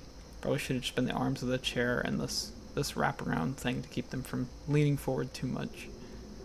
I don't know. Discuss the logistics of what is clearly just a torture chair. I imagine whoever made this did not have like reasonability in mind. It was just, how can I make the most pitiful, disgusting, horrible chair ever? But I mean, if you're looking at a game, you can simulate what it would be like to sit in this chair by playing League of Legends. Anyways, this is interesting. So this door isn't just open, this door is burst off. And the indent, hold on, which way do these doors orient? Okay, with the lock on the right. So this was burst out from inside. Or pulled off from outside, I guess.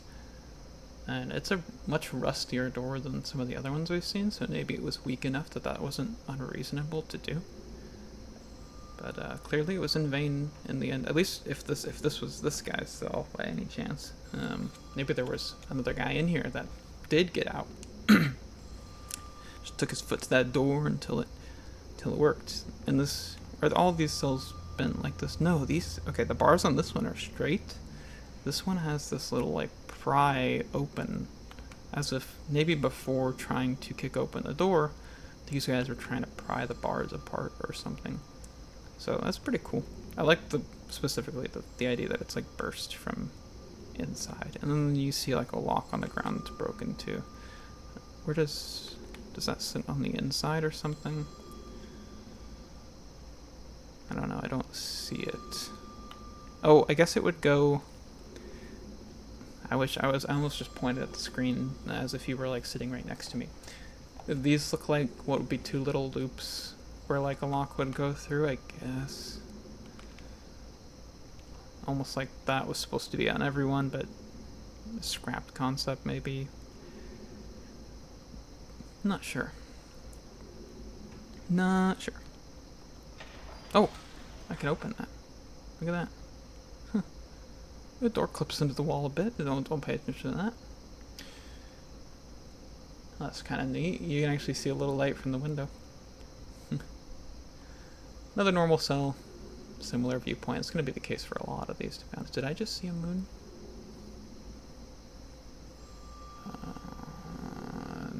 No, okay, I'm imagining things. I thought I saw like a moon. Obscured moon a bit. Alright. Let's keep moving. So these enemies, what is very clearly inspired by a Mind Flayer.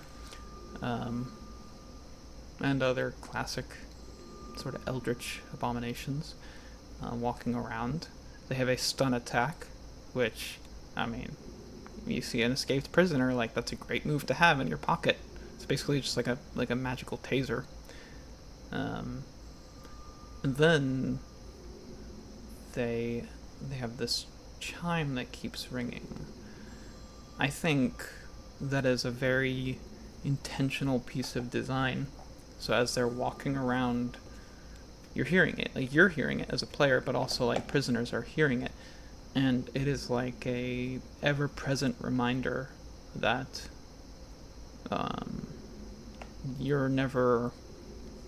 it's never safe. It's never safe. Even if you manage to get out of your cell somehow, you hear the telltale ring of one of these guys, and you know that you still have like a lot to face if you're going to get out of here. But I like it. It's even if that's, again, like even if that's not the intention, but behind the design, the fact that you can hear it from like anywhere in the prison, as long as some of those guys are still alive, I think it's cool.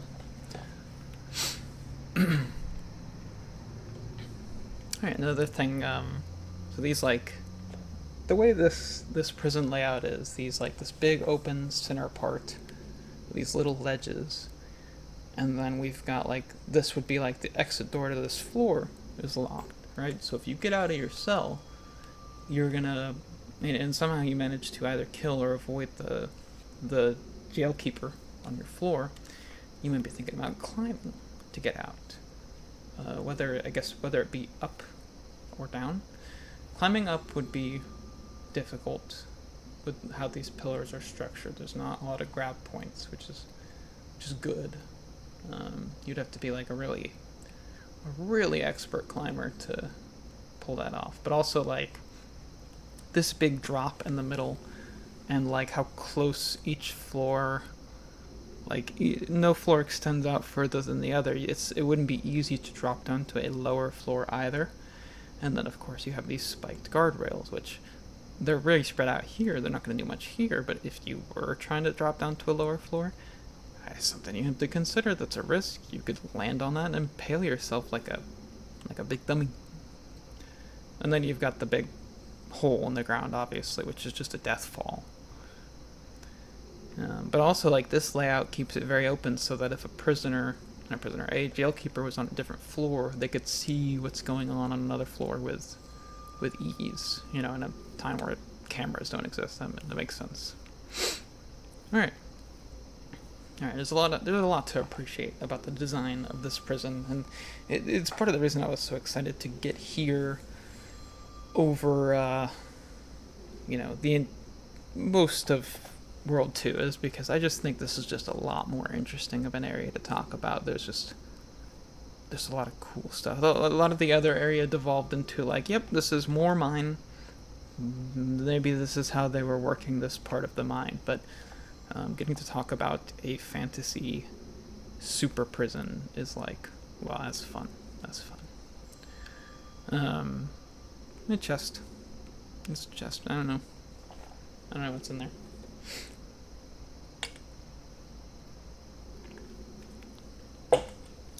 Actually, well, we still won't know what's in there. Can't see. More torture chairs. Oh. Okay, the side opens and the little bar. I mean, that one makes sense. So weird. It's still a very weird design, but I guess that makes a little more sense as to how someone would get in there in the first place. And of course, what would a prison be without its upstanding inmates? Jeesh. Yeah, wait, hey, hold on. That guy's got a shiv. That guy's got a shiv. Are you guys afraid of him? Has he gone off his rocker? You want him to be transferred to a different cell? Okay, these guys look, of course, they look soul-starved. They're a bit different color than the soul-starved we saw in Boletaria, but it's just maybe like a regional thing. Or the fact that they're not getting much sunlight here, unlike those Dreglings over in Boletaria. They're spotted in blood. Maybe their own, maybe not. And they have, I think they have like shackles on. It's like a wrist strap that is, maybe it's something you can like out of ease connect to things to turn into like shackled limbs, so they don't have to keep them shackled all the time. Maybe that connects easily to a chain. I don't know. And then they have like a scarf, like a rags, like whatever, pants, you know. What is there something on your hip? Nah, it's just like a, oh, you can kind of see like what was like a rope tie for the pants, I think. And then they're missing some teeth. Yeah, that makes sense. It's pretty normal.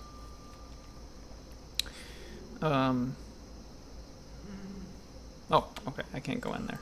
Alright, well, maybe we'll come back. Please, help me. Someone needs help, as we've already heard so many times. And we're gonna hear it a lot more, I think. I have a sneaking suspicion. A cowering guy over there. Another one of these. Normal looking cell, otherwise.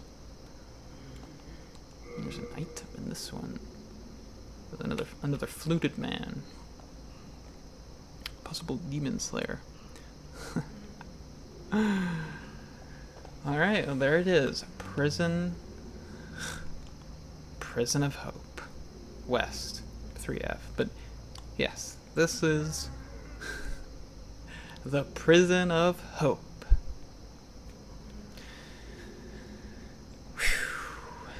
That is some cruel irony. Hey, you can see another jailkeeper.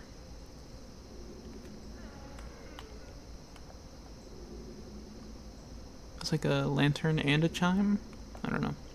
It's hard to see. You can see some area out there too. But yes, the Prison of Hope. What a cruelly ironic name, but yeah, that's that. This guy got jammed, absolutely. Failed escape attempt, I suppose. There's a bunch of destroyed barrels here, but I don't know if that was from my fight or not, but there is a coffin, or a coffin or two here, which is shocking to me. Help me.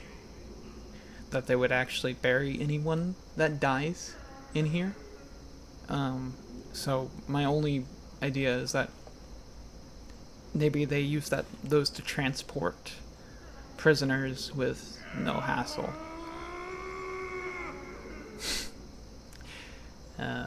But yeah, it's possible. I don't know. There are these little chain loops on the ground, so I mean that could be the case. Maybe they put them in the coffins as a form of torture as well, though. Both are serious possibilities. They got these two doorways here. These are not doors we can interact with. Please, help me.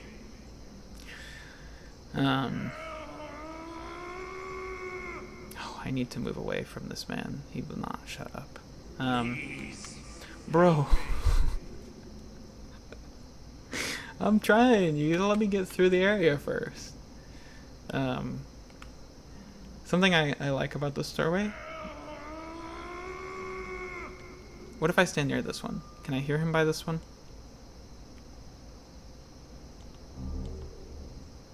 Okay. Oh, look, this guy was trying to get through. That's good. I like that. That's fun. A little environmental storytelling. the most horrific kind that he just didn't quite make it. Wait, is there text? Is that text? I don't... Am I crazy? Am I crazy right now? Oh, it's so hard to read. It looks like I won't much money. This definitely reads as money. I can't get the middle word though. What is that? Is this intentional?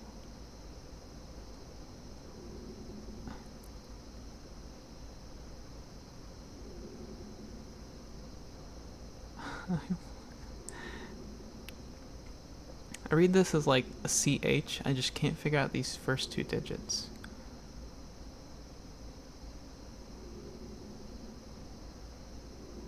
This also could be want. Like, I want. That's so weird. I don't know if that's intentional. That feels like... Is that on this one? Yeah. It's still hard to read.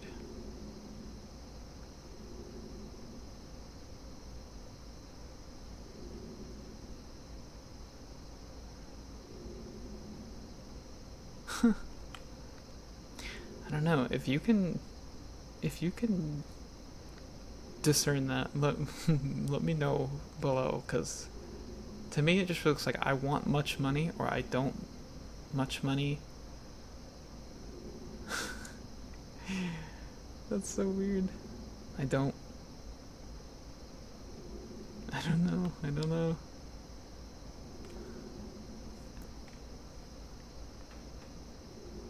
That's so weird.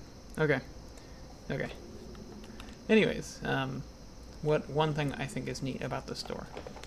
Again, don't know if this is intentional, but so this door not having any windows on it, not being like a bar door, and you can't see through it. So if someone were asking to get in from the other side, well, you might not know if it was a fellow a fellow Squidman, say you were one of the jailers, you wouldn't know maybe. This little thing up top could be like your way of communicating with the person on the other side, like, oh, what's the password? You know, that, or, you know, if you hear the chime of their bell, that could be like the way it's like, okay, I know this is I've got an ally on the other side, and then they open the door. Even if that's not at all the intention, it's just like a byproduct of having a door with a design like this. And I think there's potential there. Now, all right, so we have this is a unique scenario for Demon Souls. This this is an item. This is an item you can pick up. Take key from wall. As you can see, it's even twinkling to kind of guide you to it, the same way you would see like an item pickup from like, I mean, all the way over there. Look at that thing. It's so bright. But I don't know if I like this as like a design thing, like taking a step away from what you've done in every other area, which is if there is a key. Now I get away from this side of the room. If there is a key, it's done in like item pickup form. And I think even in this level, there's outside of this zone, we're going to find keys. We're going to find keys as pickups, I believe, like 1 or 2 at least. And so this departure, I mean, I've seen players just walk right past these. Now the twinkle will eventually catch their eye, because eventually they're also going to dead end in this area and just be like, where do I go? What am I doing? But still, I don't know. It's a bit weird. If there was a mixture of items in this game, like if rare and important items were in the glow form like that, and then a majority of more normal items were like this, like physical pickups in the world, and the mixture was normalized, basically, then that would be one thing. But this being like one of the very few times you interact with the physical item to pick it up, it's not the best. It's not the best. But I'm at least glad they have the twinkle. That is the one saving grace for this. But oh yeah, we got this from the guy. That's right. An iron ring of keys. They all look the same. Well, yeah, that's great. That's fantastic. All right, Prison of Hope, 3F cell key. Opens the locked Prison of Hope 3F cell. A cast iron key with 3 etched into it. It opens locked cells on the 3rd floor of the Prison of Hope. You know, I was just thinking about the Prison of Hope, right? This seems like it's a very ironic name for like what is clearly a horrible, horrible, inhumane prison. But maybe it wasn't always that.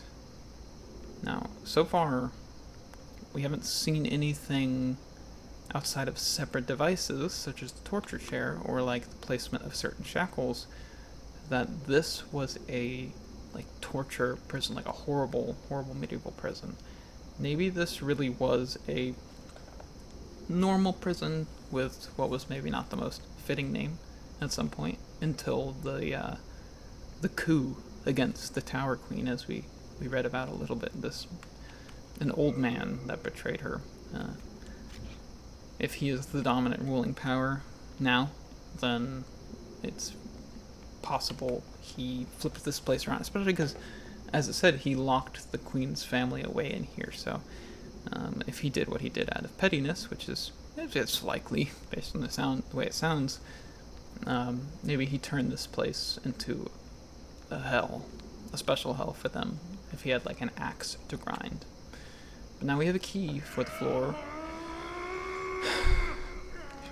We're on. So we can get this. We get the fucking wizards closed. I think we can open some of these cells now, but I don't know that we have a reason to. I mean, there are guys in here, yeah. but they don't have anything to offer. I mean, we'll open them eventually to take a look at it, but no need to open them at the moment. There's a big rat in this one. Oh, no windows on this side. Okay. Another wat. Another wat. Maybe the rat was the prisoner in that one. There's a lot of blood in that one. And a torture chair. And some blood outside it. So, that guy's probably not with us anymore. Another rat. A barrel. A barrel. Yeah, this is a barrel. This is clearly a vase. There's a hanging man in here. That's a bit different. He's not alive, right? Yeah, he's not alive. I don't think he's alive. Okay. Yeah. Yep, and as suspected, that's what these chains are for. And this is how they would hang them. This is how you lose a limb. That's safe to say. But we get a good look at them now. How does this look? Oh, that's not the best. It's not. His hands aren't exactly in the cuffs.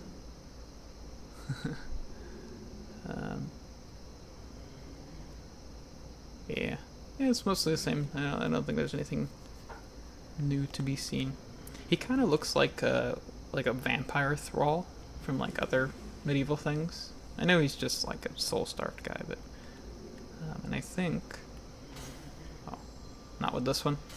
Okay, I know that you can shoot down some chains, but not this guy apparently. Is this sound coming from him? Is it to imply that he is alive? He's just. Oh my god, it's like a piñata. Where's the candy? Alright. Okay. More vases, and a turn.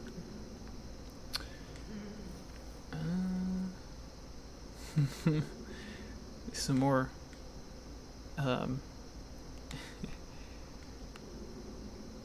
some more friendly individuals wishing for us to traipse on in like this is my first time in the slammer. Yeah, sure, yeah, as if I'm gonna do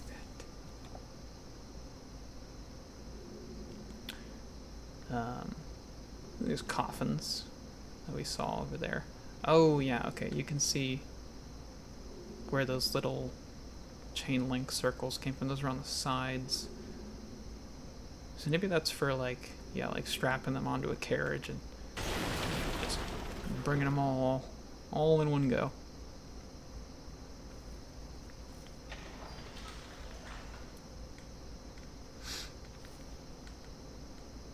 Another cell here with a dead fluteman. And then this guy.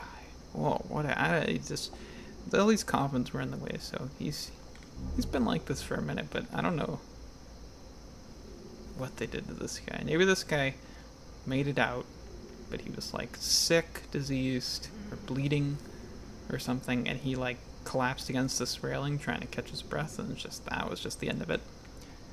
He does have a big bloody hit on his back, so maybe, you know, the way that the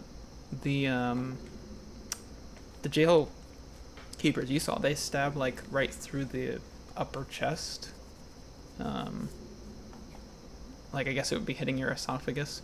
That kind of looks like where the blood would come out the other side of your body if you had a big mosquito nose of a octopus jailman impale you.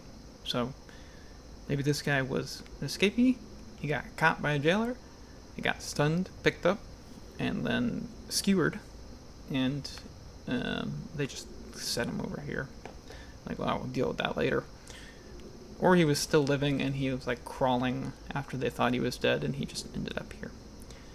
But it is, if that is intentional, the fact that he's got like blood on his back like that, and the kind of injuries you could receive in a place like this, that is really cool, if so. It's what is, like, so fun about trying to interpret these games to the best of your ability, is that so many things may coincidentally line up to make cool details that very well just may not have been intentional, but because you put a careful eye to the world, you've found something that, like, is special, like this. Like, yeah, so even if that's not intentional, to me, that's canon right now. That guy got picked up by a jailer, and he got stabbed by him, and that's how it happened. All right, let's keep moving. Don't be making noises at me. Don't be hooting at me. I'm just as spooked as you. Although you're in a cell, so you're safer. Arguably. Alright, so that is the entirety of the first cell block. I think this was 4F, right? Or 3. Stop yelling. Hold on, I just want to make sure, because... Okay, 3F. West 3F. So I think in crossing over here, we're going to east. East for 3rd floor. These will... unironically, these, as confusing as they can get on your first time through, these floor sign indicators will become very helpful for trying to navigate this place like a reasonable human being. What's that? Alright, so right away, besides more victims of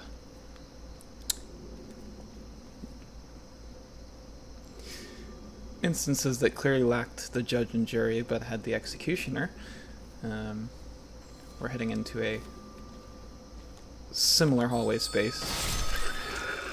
Nice try, buddy. Nice try. That was a slick little move, but it wasn't slick enough. This is very much like an old grandma robe. Give me the item so I can see your face. Your goofy face. No, don't move too much. Okay, that's perfect, actually. Yeah, it's pretty shamelessly just a squid. It even has a beak, like or not a squid, an octopus. Octopuses are the ones that have beaks, right? I think so. I can't remember right now. You know, octopus in a grandma robe.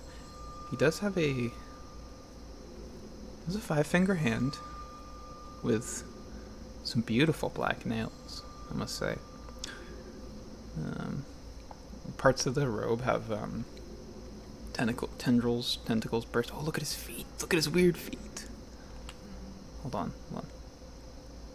I need you in like a slightly better position for me. I just don't want to push you too far the wrong way. I want to look at your feet. Oh, is that just the lighting, or is that blacked out like that on purpose so you can't see up the skirt?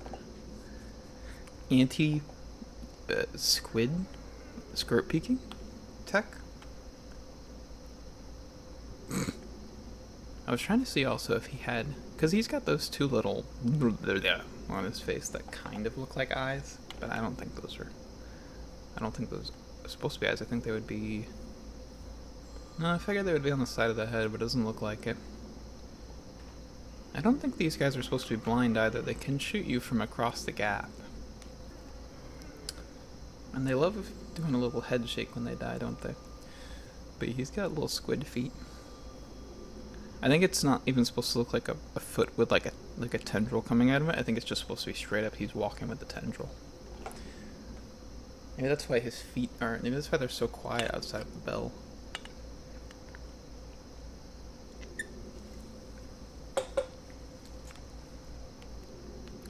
And what's over here? I wonder if it's consistent enough in here that all the cells that I can just open without a key, if I were I think it says if I use one. All the cells that I can open without a key are cells where nobody is alive in the cell. Oh, that's unfortunate. That's unfortunate. Him and his pet rat. Oh no. Oh, there was the Mercury Stone in here. Which, yeah, okay, we already picked this up. I just don't think we read it. A shard of melted poisonous ore enhances knives, curved swords, spears, and so on, you know, etc. You know, or that applies a strong poison to a weapon. Well, you know, something about this, we've gotten so many different upgrade materials at this point. That last line there, right? Weapons can be strengthened by mercury stones up to a maximum of level 5. I appreciate, one, that it tells you the max level of a weapon of this infusion type. However, I think we talked about this before, though. The idea that you need to get a level to a certain rank in its default upgrade path before it can go to a different one sometimes.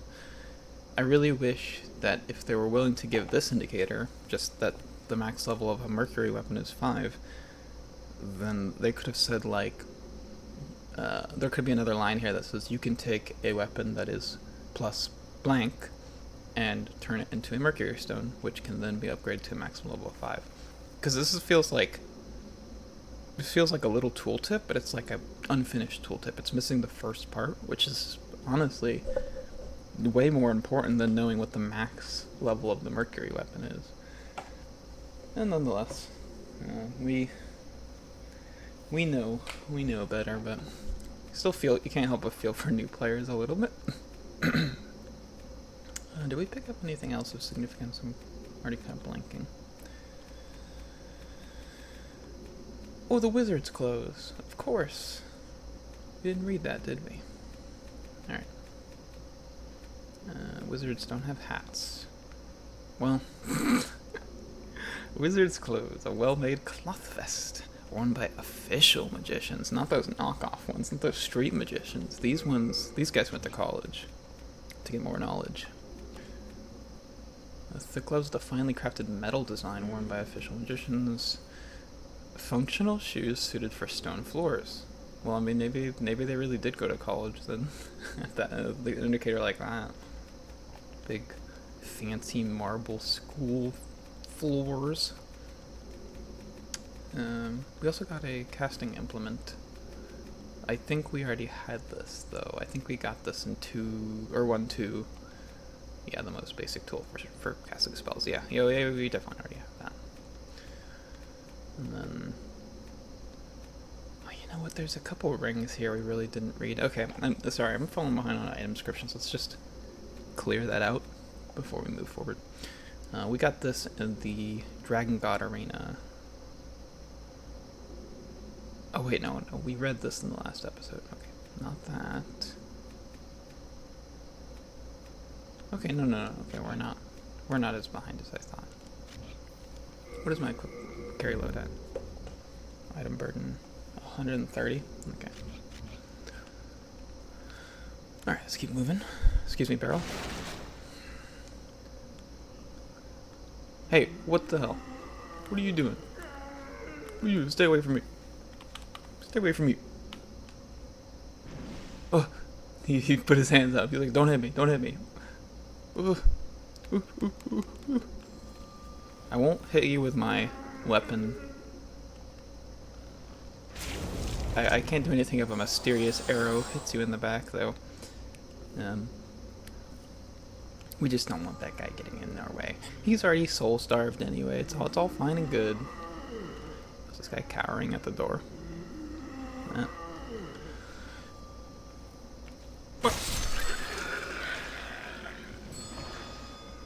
Thank you. Alright, I think we're in the clear. Prison of Hope, East 3F. There you go. East. A couple more guys here. I appreciate the variety of positions. They have them, like, standing in to start. Like, they're not all with their arms to the bars, which makes sense because, you know, I'm sure some of them have gotten smacked for putting their arm through the bars here and there. Oh, a silver coronet. A crown wrought from silver. This decorative piece is only given to the famous magicians of the distinguished Jormungandr family. Is that the Queen's family? I'm not sure. But distinguished, so they're at least like, I don't know, like nobles. It is imbued with a unique smell that increases the bearer's maximum MP. Yes, it's very useful on mage builds. Does this corpse look unique at all? Probably not, but curious. It is a hooded figure. I don't recognize the armor set, but you know what? We did see both. We did see some in some of the imagery for this level. I think on the Archstone there were hooded figures that looked like, you know, practicers of the arcane arts. So maybe this is one of the higher, someone who had higher standing with the Queen, or like good standing with their family in general, and was also a practicer of magic. It is, I think it is a unique corpse model with the hood. I don't know that we've seen this one so far. Because it does, the only other one that has a hood that I think we've seen has the big Dracula collar. We saw some of that in World 1, and I don't see that here. So I think that is what that's supposed to be, so. I may have seen the first of the kingdom that suffered a coup. A cowardly chicken coup. And there we have the 3F key. And more coffins. Oh, you know, I realized I didn't talk about this. This... Oh, that's gross. I just realized what this is. I've never actually looked very closely at this. Okay, no, that's just a lid. That's just a fancy lid with some heads on it. Okay, we don't know actually what's in there. Doesn't mean there's actually any heads in there. It's just releasing fart chemicals. If I had to guess, this would be like... This could be... This could be something like... Let's play strong, because we went past one a minute ago, and I forgot to mention it, but we'll see them sporadically. This could be some kind of like chemical concoction that puts it in the air to like kind of pacify these guys, maybe? Although they don't seem very pacified, so maybe that doesn't quite make any sense. This could be something for the jailers, seeing as they're not human. Like, maybe this is something that makes it more comfortable for them. They are not land creatures. Maybe this keeps the air a little extra moist for them, so they're not so dry and uncomfortable. Or maybe this is just the equivalent of a Cthulhu coffee machine. This is like a Kruger, and they come and get their squid coffee. The fact that it's got 3 heads on it, though, makes me think it's some kind of device to further the discomfort among the prisoner population here. Maybe this erodes their minds faster. I don't know, we could guess its effects all day, because it doesn't come into play here, and I don't know that there's a clear indicator. But you could really headcanon any other purpose. I think it's good for atmosphere, and most likely I would assume it's either something to, like I said, like further make it a little more hopeless that these guys will ever get out, and, you know, make it more secure, or oh, you know what? Okay, I've got one more guess. Okay, so far we've seen these in hallways, in positions away from cells. Maybe if someone gets out and they go by this, they get this scent on them, right? And maybe this scent is something that the jailers can like more easily track. You know, maybe they've got really sensitive noses, since we saw that they don't have any like direct eyeballs. But alright, that's the last theory I'll give, because I could talk about what that does for hours, probably. It's okay, buddy. It's okay. It's okay. It's okay. Oh, look at this. Oh, these guys have taken up in arms. You got little pokers. This is actually the best possible weapon they could be hitting through bars with. How they got a hold of these is anyone's guess. Maybe they got a hold of them and wanted to use them to escape, but the squid people were like, whatever, and then just left them here. It's like, we just won't walk by that cell. I don't really feel like getting poked. But since you're so violent, I'll deal with you. See, I'm not your captor, okay? I don't know why you felt the need to do that to me, but I'm not your captor. I'm not the bad guy here, okay? I'm just visiting.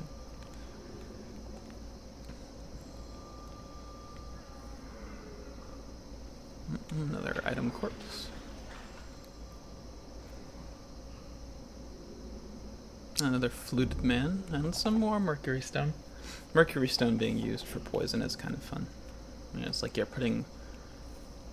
I don't think it makes perfect sense in real life, because I don't think it would work very well, but, you know, like a mercury-lined weapon being thrust inside someone, I mean, yeah, probably not good for them. Get little particles of mercury in them. I don't think it would do much in real life, but in this fictional setting, it's perfect.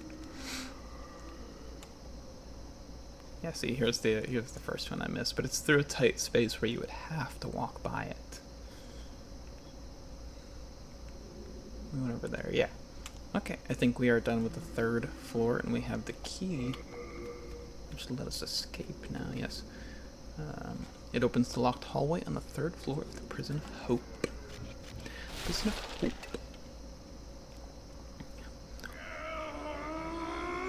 Okay, relax. I hear you.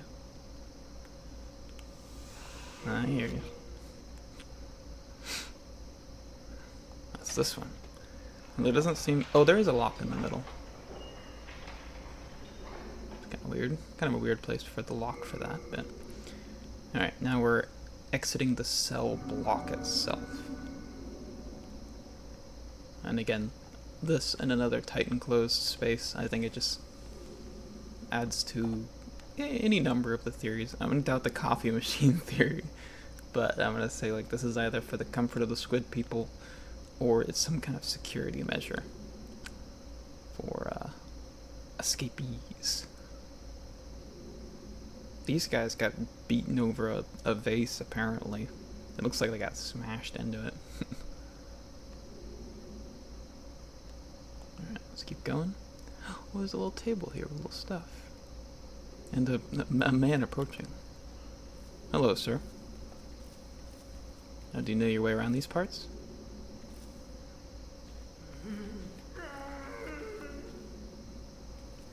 Okay.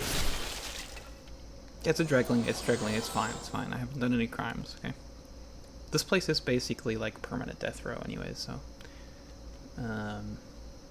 there's a dead rat under this table, which is kind of funny. Yeah, again, kind of indiscernible books. And some food? So I guess... food for the squid people? Now, this could be... Those look like dirty plates. This could very well be from a previous group that ran this place, like prior to the coup on the Queen's family. And maybe the squid guards weren't always the power here, because this like I said, this thing feels like something related to the squid people, the jailers, and these are all like, these all could be like dropped in at any time. These aren't like attached to the wall or anything. These are, you could get this from IKEA and assemble this in like 20 minutes. So, I think that this place wasn't always rife with these squid jailers. That would be my guess. Alright, we've got a bigger room here than we've seen thus far.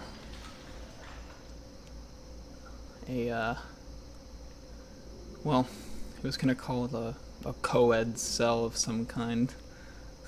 But, this one, I don't think anybody here is alive.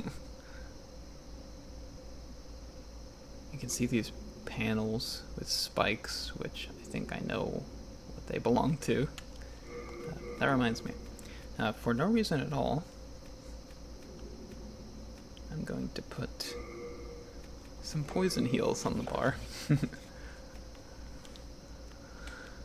And we've got this guy, a fluted knight, trying, hopelessly to get to this window for one reason or another.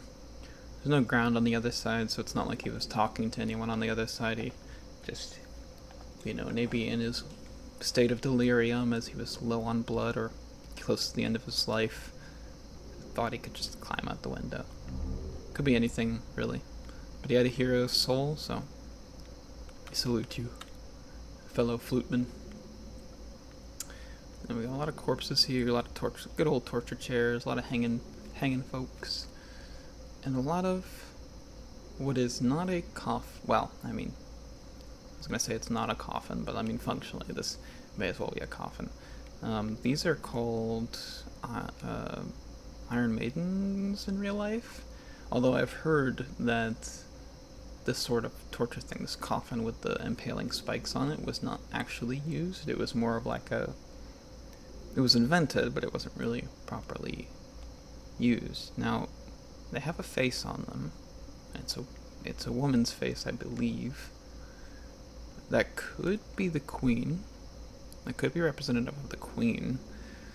And that could mean that maybe this place did still suck while she was in power, and for whatever reason, her face was put on these, if it is her, as a sign of like, this is the final fate of you as ordained by our amazing, beautiful queen. Or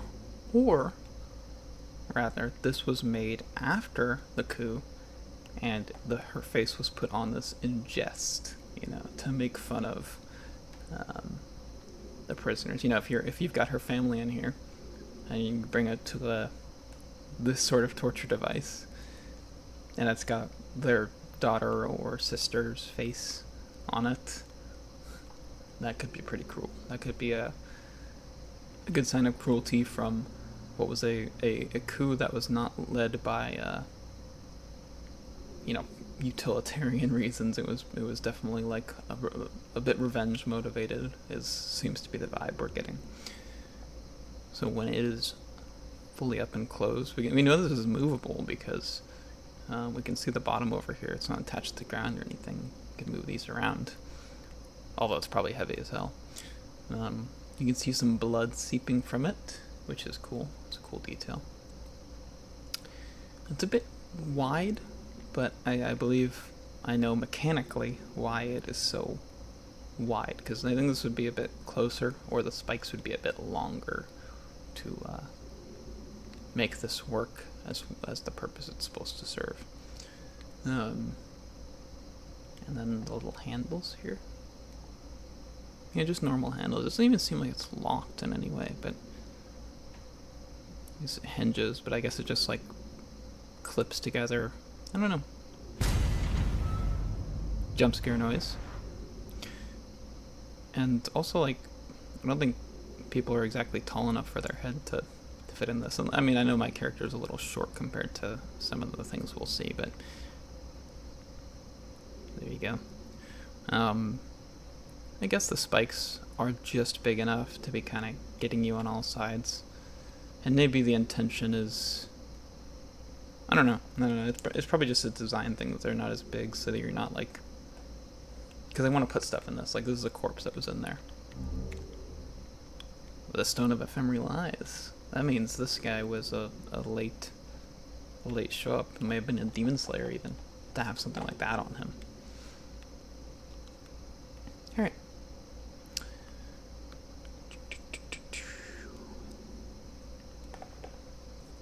Drink.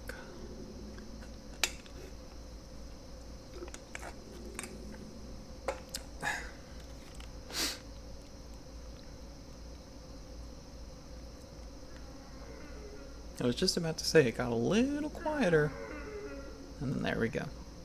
Wow. Well, you see, here's the problem, guys. There's a lot of items in there. What the hell was that?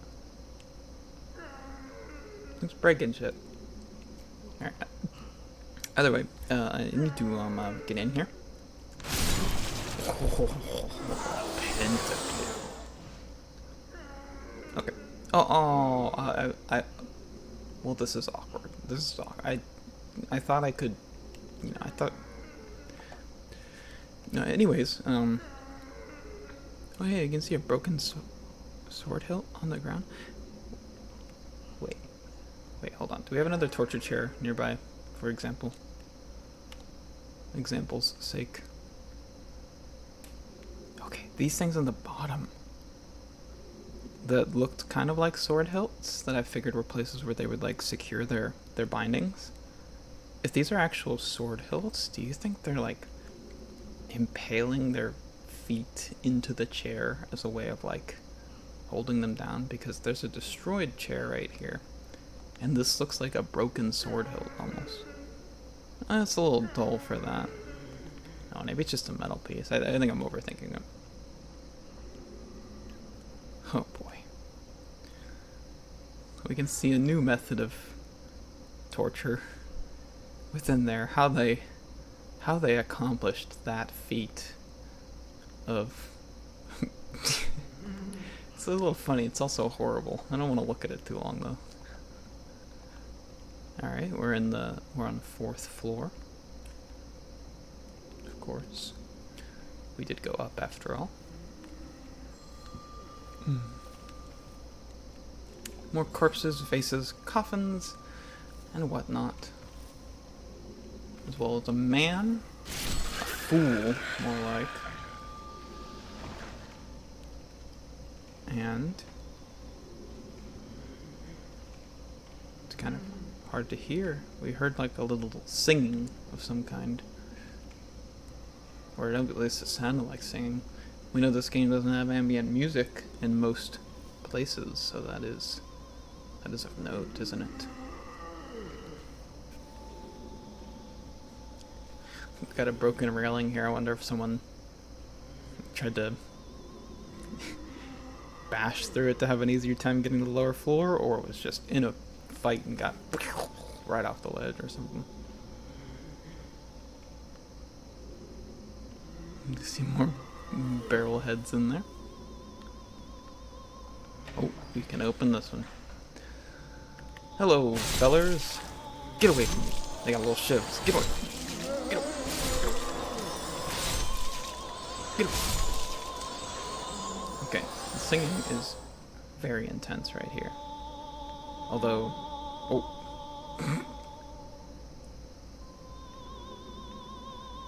You can hear the way that shifts a bit unnaturally, and it probably should be harder to hear in this room considering this room's enclosed, but it's an older game, so we're in proximity of whatever the singing is coming from. Okay, it's very loud. Ooh, an Estoc. And a Widow's Lotus. Oh, how they do this. How this is accomplished as a method of torture. I guess you can see the crease line on the top of the pot, and I guess that's how it goes. This looks horrible. These are like turned into those little like Russian dolls, the ones that like pop open and have multiple inside themselves. Which is horrible, just horrible. I hate that. We'll spare them. We'll spare them. And no one deserves to be in these things. I wonder if we can find any of these vases with their top open to see a bit more of the inside of them. Alright, thank you for calming down that singing. It was so loud in that position, it should probably not be that loud in there, but yeah. You know, I was just saying these aren't usually in the halls by the prison cells, but here, you know, sure enough, here's one. Never mind that. Alright. There's an interesting discovery. That is not a normal cell. Well, this is one of the bigger cells, as we've kind of seen, with some more of these Iron Maiden traps.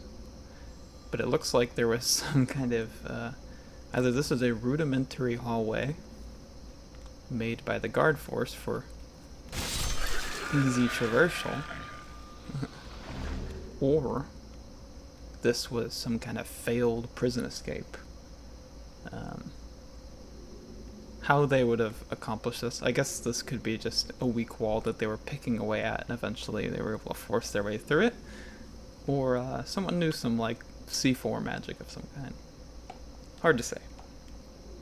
But we've got a lot of this.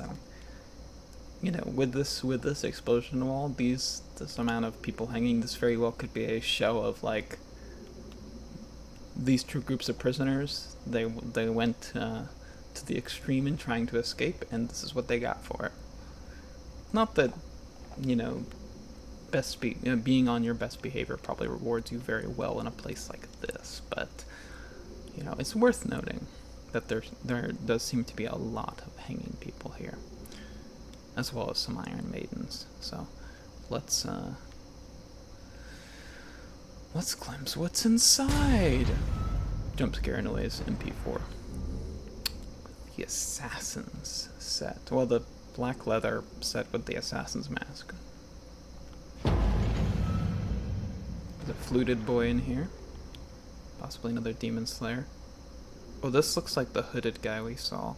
This might actually be the set of, like, one of the starter faith type classes, actually. But yeah. Still might be used to represent, like, servants of the Tower Queen. And then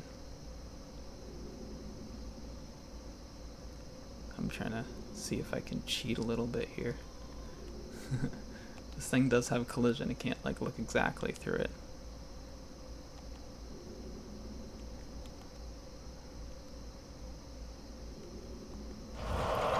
And there it is.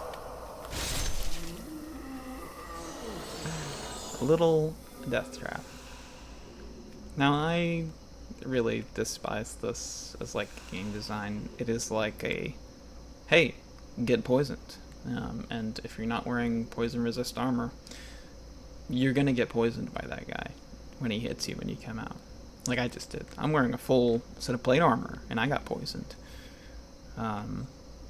You also cannot roll or block out of that animation, meaning he basically has a guaranteed poison on you, which is that's shitty. One, I don't know, I guess he's scrawny enough to be alive because of how just inefficient these spike setups are. They also let him keep a dagger in there. I guess he may have snuck it in the good old prison pocket, but...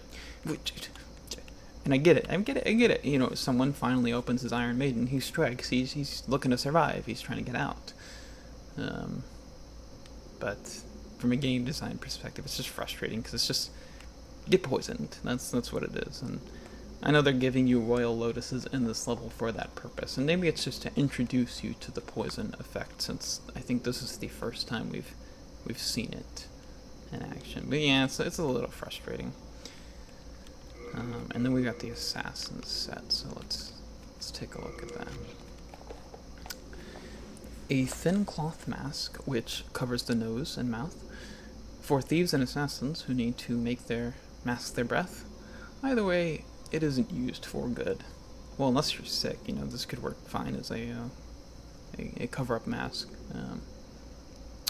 When you're sick in public, you know, just saying. Glossy black leather clothes. They function as thick skin. That's a weird way to put that.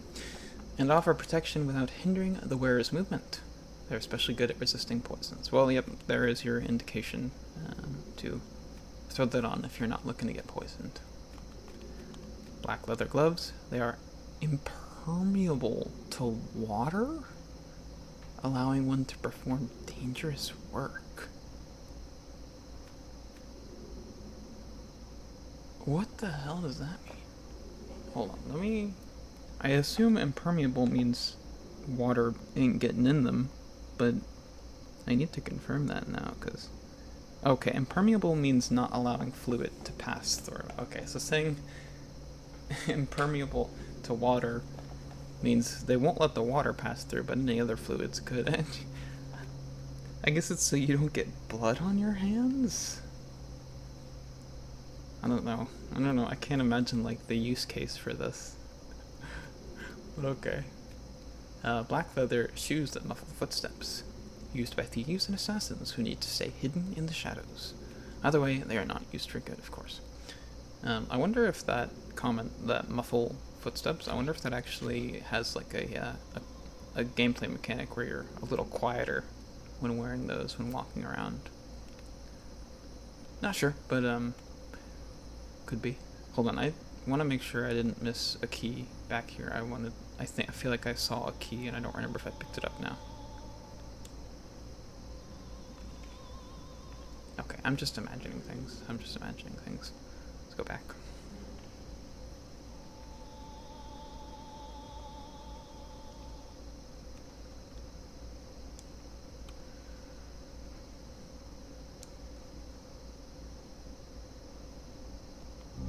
Prison of Hope 4F key, Prison of Hope 4F cell key. So just kind of more of the same. I don't think these will have unique descriptions for the most part. Yeah, 4th floor stuff. Okay.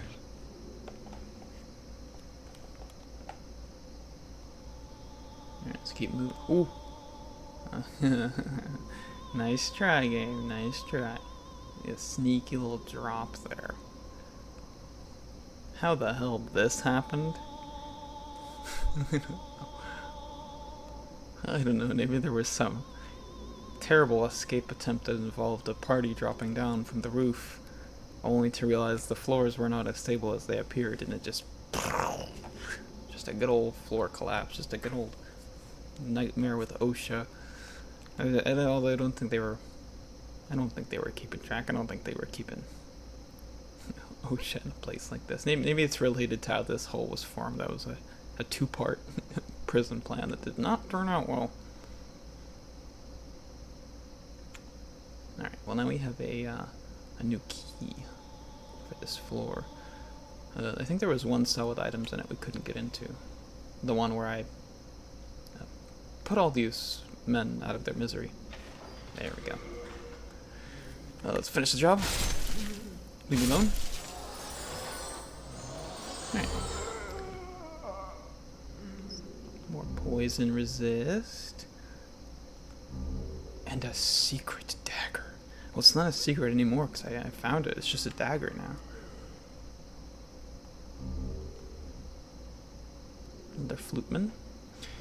3 unfortunately fortunately incapacitated. You know, nobody deserves to be in there. Oh, and some claws. Okay, so many things to read, so many things to look at. Alright, now let's see. The not-so-secret dagger. A half-bladed dagger. Is that what it's called when it's only sharp on one side? A half-bladed dagger in wide use among the king's spies. So we saw some of those in 1.3. A slashing weapon that inflicts heavy damage on soft flesh, but has a limited effect on metal armor and hard scales. Yeah, that sounds about right. Daggers are effective after parrying, as well as in close-range stabs from behind. So yeah, you get your bonus for riposting on backstabs and parries. The secret dagger, I guess the idea is that it was concealed in the body, or concealed somewhere on the guy. We found it. It's probably not something they would want them to have in the cell anyways, so it makes sense. And we've got claws. A fist weapon with protruding sharp claws. It has a slashing type attack. Its appearance is indeed vicious. It's often used by the king's spies, of course. So just more of the same. So there's a couple of the king's spies in here. So their presence here is interesting. They're also not. They don't look like the spies, like the enemy type we saw in 1.3. they look like they're wearing normal clothes, so they may have been undercover in the prison. Yeah, because this one's got fluted night set, and that's definitely not their typical wear. Now, their reasoning for being here, maybe they were people that when the queen was in power, she found them, and, you know, maybe she doesn't have a good relationship with the Baltarian king, she put him away. Maybe these were people sent after the coup to spy on the new power, whoever it was that led the coup, the old man we've heard about. Or maybe these were people who helped with the coup, only to be betrayed by the man who planned it, not wanting to have to deal with Baltaria's influence, wanting the whole place to himself. You know, many possibilities. But finding two of them in the same cell, two people that happen to be spies in the same cell, makes it seem like no matter what outcome there was, both of them were identified as spies. That seems like the most reasonable thing, because it would be very coincidental if they ended up in the same cell by complete chance. I think that's all we got. We didn't get anything else from the spies, I don't think. We did get this. The petal of a dark flower that floats on water. Removes plague from the user's body. This flower was fastened to the corpses of those who died of plague during their burial. Fastened to the corpses of those who died of plague during their burial. But later it became an emblem of the people claimed by the disease. I guess that's why it's called the Widow's Lotus, but it's kind of weird that it cures plague if it was simply placed on them as a result of their death from the plague.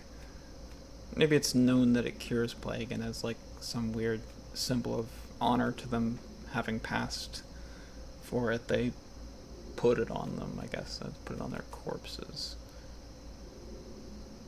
And I guess it's an emblem of people claimed by the plague, despite it being the cure. I guess if they're found with one on them and they have died from the plague anyways, it's, I don't know, cruel irony. It's a bit weird. It's a bit weird.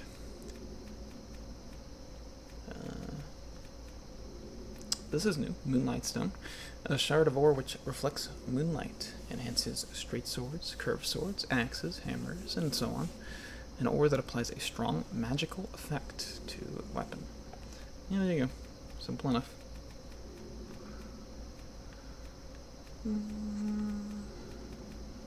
Yeah, I think that's that for now. Alright. Again, this looks like someone's just bashed against this ledge. Which is kind of uncharacteristic of these jailers, as they're almost complete magic users from what we've seen. So, I can only imagine what would cause, like, this sort of damage. And anyways.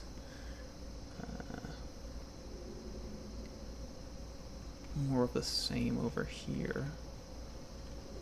And then we hit this guy, that's right. Okay, I think we've seen everything available to us on this floor, which means we finally escape this block and head out to our first open view of the outside of the prison. An outer rampart, I think is the term. Now, there's a good bit to see here. This is definitely this kind of like landscape, because these ones on the left are definitely natural land masses, I imagine. They look just like stone. This reminds me of where Aang and Ozai fight in Atla. But yeah, we get a good view of this big, whatever spiderweb, however this structure happened. It feels like very much like almost like a monument in this world, like Like if, you know, this world's equivalent to something like the Eiffel Tower. It's something built just purely for the, like, look what we can do as a society. I can't imagine this thing has any use unless it's like a magical one. But its center points us towards, I mean, we can see a lot of towers and disjointed platforms over there, stuff that's non-natural formations. But we can see a particularly large tower, and that one, I mean, this is the land of the Tower Queen, so I can imagine if we are in the prison, this is the equivalent of royalty. Similar how we're seeing in Boletaria, we get a lot of views of the important locations as we're slowly moving towards them. So.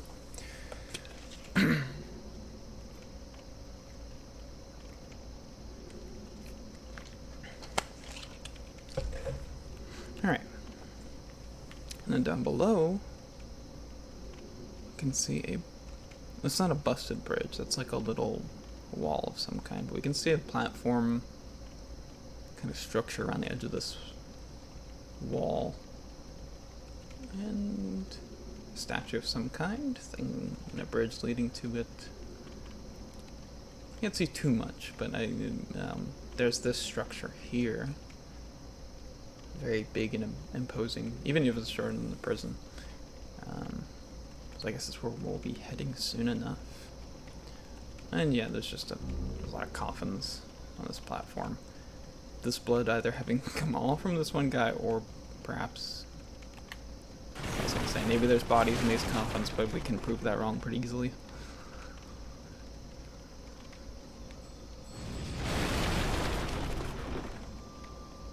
Are you already shooting at me through the wall?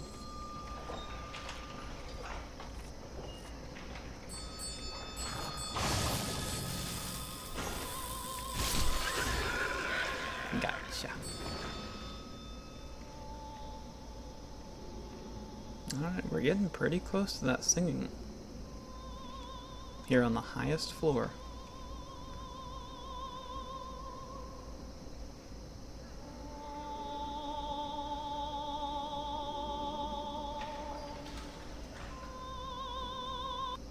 Oh, you didn't have to stop, just because I'm getting close.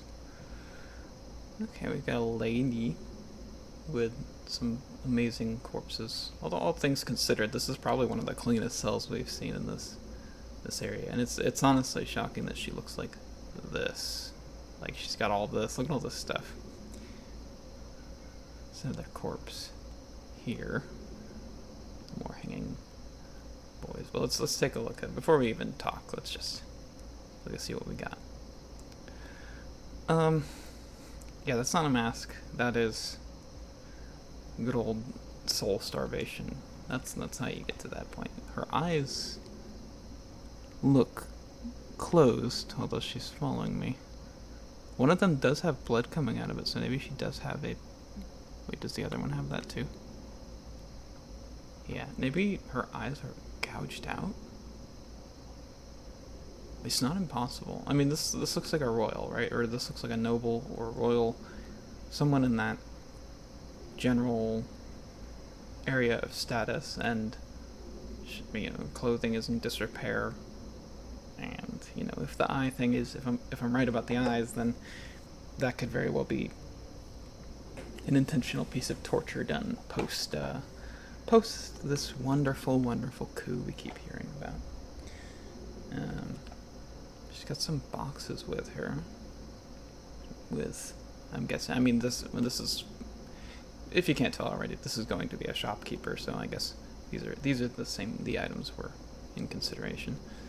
We got a box of jewels. It's very, very useless in this world. But they're fancy boxes. They got all these patterns on them. And then there is a carpet here with a symbol of a man planting a flag, I think. I think it's just kind of like more generic imagery. I don't think there's anything to be drawn from that. And then this headdress. It's fancy. I can't make out any like notable symbols or anything. It's other than this. I guess this crest. I don't know what you call this. Is that her hair? Oh, it is. I'm sorry, that's not a symbol. That's her hair. She's got like this big beehive cut with the little. I guess these are braids on the side, and then she's got one of those funny like beret type hats. But let's hear her out. What's she got to say? You're an ordinary human, aren't you? You could say that. Where do you call home? Dear me, I shouldn't pry. Oh, perhaps you'd like something from my collection. I've had better days. I was once the wife of royalty, and I have some nice things to show for it. The wife of royalty. Well, I mean, it's literally in the name. Former royal's wife. She doesn't even deserve a name. Maybe she can't remember it, but still kind of funny to see people like addressed by their titles and not like a first name of any kind. Let's see. Before, there were many others trapped here, but they went mad and ventured above of their own volition. Redemption? There exists no such thing. Many others ventured above, and redemption there is no such thing. Now, by this place being called the Prison of Hope, or at least having been entitled that at some point, maybe not when it was initially formed, but at some point, and she's speaking of people foolishly chasing the notion of redemption. Maybe this place has a misleading program or idea or something that's like, you can redeem yourself and you can be freed. You know, you don't have to stay in prison forever. And she thinks that's baloney for one reason or another. We'll have to see if that pans out, but that seems to be what she's talking about. The queen banished her depraved old husband from the land. Oh. He returned in strange golden garb with foul demons in tow. They pillaged Great Latria, land of the learned, and locked us in this dungeon. Since then, they've been feeding off our souls, telling us over and over that if we go above, we will be granted redemption. Okay, so there's a big important piece here. This is a major case of angry loser ex-husband. And in the same way that King Allant supposedly left the land and returned with demons and strange powers in tow, it seems like the same thing happened to well, for lack of, he doesn't have a name at this point, but ex-husband in yellow. Hopefully it's his color. And he overthrew. And now this place is just a way for them to easily extract souls to keep themselves going while the scourge is happening. And yeah, I guess if you find any old reason to imprison any old well-behaved citizen of Latria, including anyone questioning the major coup, then yeah, you probably have a pretty good supply of souls for yourself. I know the truth. The church goddess may die, but never for long. And we are trapped below forever. The church goddess may die, but never truly. So, false ideas of redemption and a church goddess, perhaps those things are tied together. And, you know, your churches are a place of redemption, repenting, you know, for sins. So maybe that's the guise they're using to provoke these people into going to repent and then doing, well, the church goddess knows what, I imagine. Redemption? There exists no such thing. Well, you heard it from her. It must be the truth. Okay, what do we got here? Alright, well, I mean, this makes sense, you know, as we saw earlier. An ornament of nobility. That's no wonder she has it. Shard of Moonlight Stone. There's some items here. Rapier. I think we've read this before. Yeah, I think we've seen all these before. Maybe not a black bolt, though. A very short black iron bolt. It pierces deep into the target, dealing massive damage. Oh, supposedly. Or crossbows, yeah. Massive damage and crossbows. Sure. Ranged attacks require that both a crossbow and bolt be equipped. Well, yeah, there you go. And then the Ring of Avarice. A luxurious gold ring fitted with a large jewel. It allows its wearer to obtain more souls when slaying enemies. It was once a symbol of wealth and debauchery. Well, I imagine the people that wore it only viewed it as the former, not the latter, but sure, yeah. The Ring of Avarice. It's no wonder. If it is like enchanted to give them more souls, I mean, it makes sense that someone who already has money would be wearing such a thing. Let's go. Well, that's quite all right. I wish to stay here, but I need souls to stay sane. Surely you must understand this. I do, but I mean, it's kind of your problem, right? Like, I don't need to. I'm not here to save you. I'm here to save the land as a whole. Okay, you're important, but just because you're nobility doesn't mean you're any higher up on the list than anyone else I wish to save. Now, we are going to buy something from her. Because I need it, not because she's whining and begging. I would very much like that Ring of Avarice. Because it's pretty good. I think it's like a 20% increase to souls gained when killing enemies. I really hope I have enough here. I think I will. Yeah, I think I will. Yeah, I definitely will. I definitely will.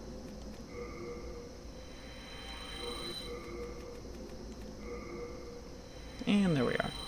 I've had better days. I was once the wife of royalty. Yeah, I'm sure you do have some nice things to show for it. There we go. Thank you. Now I can stay here for a little while longer.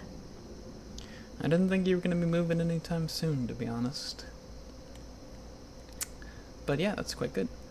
Oh, and I mean, obviously, not to mention, though her eyes are gone, she clearly has some good pipes on her. We heard her from, like, super far away in the prison.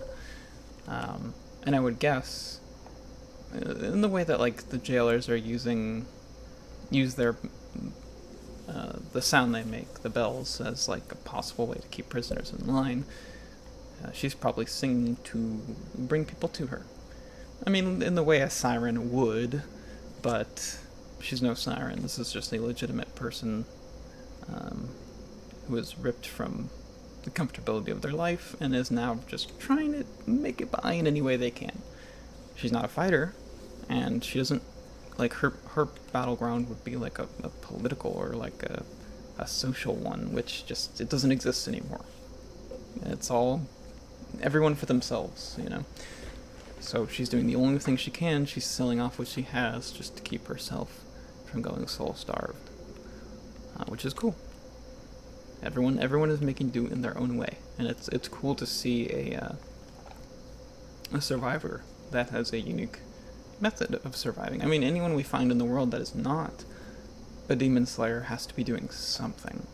They have to be doing something, because this world is just like at peak danger. It doesn't get much more dangerous than the state we're in. If I remove this, maybe if I would have to take these off. But I could put the Avarice ring on. Yeah. So when you have the Avarice ring on, it puts this evil orb behind your head. Orb, I don't know, it's like an aura. I feel cursed with this on, but it also is like changing direction based on where I'm looking. I don't know. But it doesn't look friendly or healthy. And I mean, like, seeking souls is the way of a demon. So being marked like this while wearing it Yeah, there might be something to that. You could say there's something to that. Alright, let's keep moving. Got another cell of friendly fellers.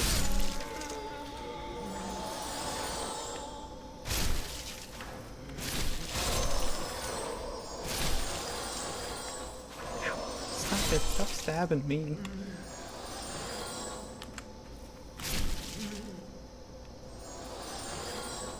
Okay, there was actually probably no reason to come in here. You just don't know. You don't know until you get in the room. Can I shoot these guys down?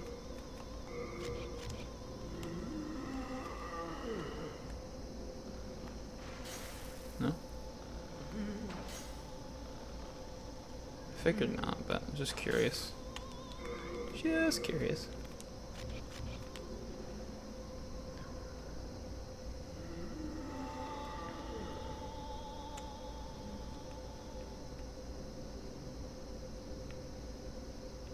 Ooh. Got another Iron Maiden room. Another trap room where I surely won't get poisoned. I surely won't get poisoned. Wonder if I could... If there is one in here. I wonder if there's any way to hit them. Maybe with like a big AoE spell. Like if I was a spellcaster and I had like a big explosive AoE, I could make that happen. But, nah. Whatever. Whatever. Ooh. Shiver me timbers.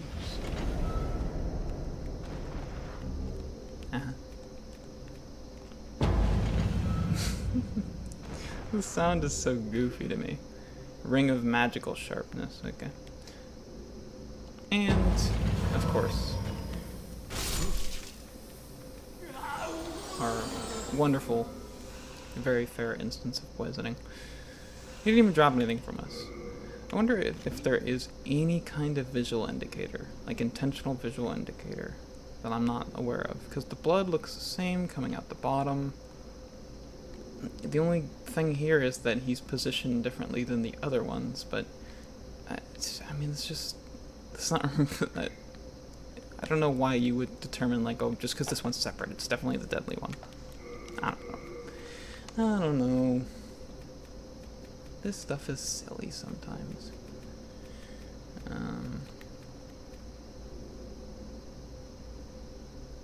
That's mostly what we've read before. What did I just get? Oh, Ring of Magical Sharpness, that's right. A soft ring bearing a light green seal. Increases magic power, it decreases defense against magic. So it's a little trade-off. Made by Gary, friend of Sage Freak, the Visionary. Yeah, okay. You know, known for his magical handicrafts. We've heard this many times before. And the seal's design is a left-facing man. Okay. I guess that's that. Now, can we go here? Yes. Very good.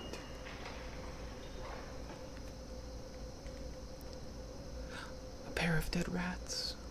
Oh my god, maybe they were friends.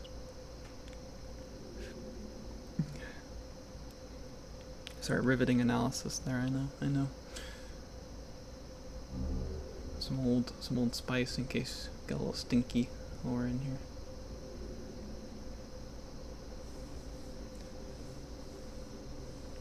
A Deadman in there. Okay. There's a death drop here. Trust me, that's a death drop. But look at this. We've got a buddy. A buddy that we cannot free. We can speak to him, though. Oh, human, are you? I am Frigg. I have been trapped Frigg. here for ages. Perhaps you could help me get out of here. I am a sage, and I can lend you my power in return. Oh, take heed of those octopus-headed guards. Oh, I have. Do you have anything else for me other than offering magic? Perhaps you could help me get out of here. I am a sage, and I can lend you my Okay, power in okay, I return. get you, I get you. Oh, take heed of the... Okay. Well, he is clearly not lying about his sage ability, as he has a just, what I can only describe as a magical bonfire. And he's got like, I mean, he looks very wizardy, you know. Those are some wizard robes. The pointed hood, not my favorite sort of hood design, but he's got like the charms or the necklace or whatever is going on there. That's pretty cool looking. We'll come back for you, Harry Potter.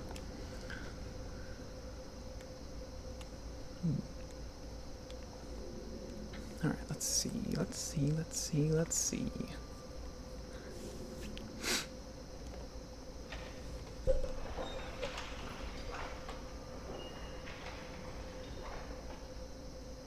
some mini side halls here. Makes sense that they would have so many precautionary gates with separate keys to keep prisoners from getting too far, even if they did escape. Although these guys made it in here somehow. Maybe this was a behind closed doors interview, if you catch my drift. The Prison of Hope 1F key and 1F cell key. I think those, again, I think it's just the same. I think it's just more unlocks the thing on the 1F. Yeah. Real quick, let me switch back to this, because I'm gonna want my bow in a second. And can't open this. These two look like they lead to the same place anyways, wherever this hall is.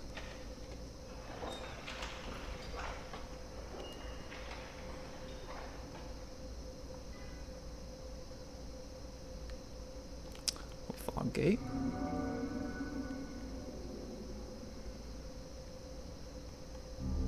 And a heavy crossbow. A heavy crossbow and a problem man with problem magic.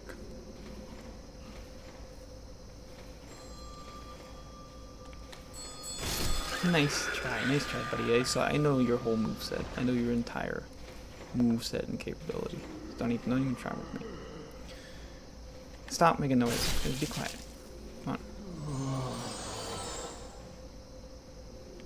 It's a hanging guy in there. Chair and nothing else. We're the same. We can see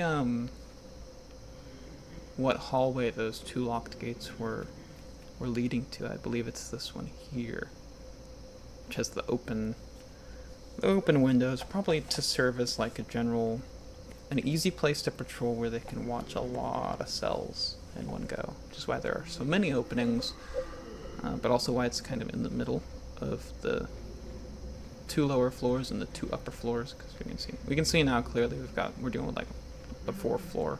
Well, 4 to 5 floors. I don't know. It's a bit of both.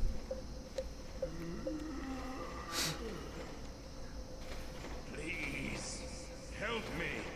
Somebody needs help, apparently. Oh, hey, buddy. I can't help you. I can't help you, and I can't help your. Well, I don't think Sage Freaky up there is his friend, but I'm really just not able to help anyone, am I? Well, you are a sane one, aren't you? My name is Ridiel. Ridiel? Please, liberate me from this cell. I have precious little time. And he must. I must retrieve an article from my corpse. Okay, I mean, I can do that.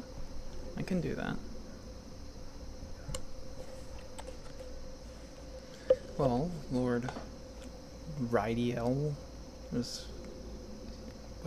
He's got like a. This is kind of like the candle lighting thing, the pole that the Maiden in Black has. I don't know if that's intentionally reminiscent or not, but... Oh, I know it's locked. Does he have anything else to say? As you can see, the only thing that remains of me is my soul. And your pole. My body is trapped in another cell. I fancy it a fine, rotten mess by now. Oh, jeez. I've no interest in my corporeal flesh, but I left upon my person a keepsake of my late wife. I will soon fade into the beyond. My only wish is to do so near that token of my beloved.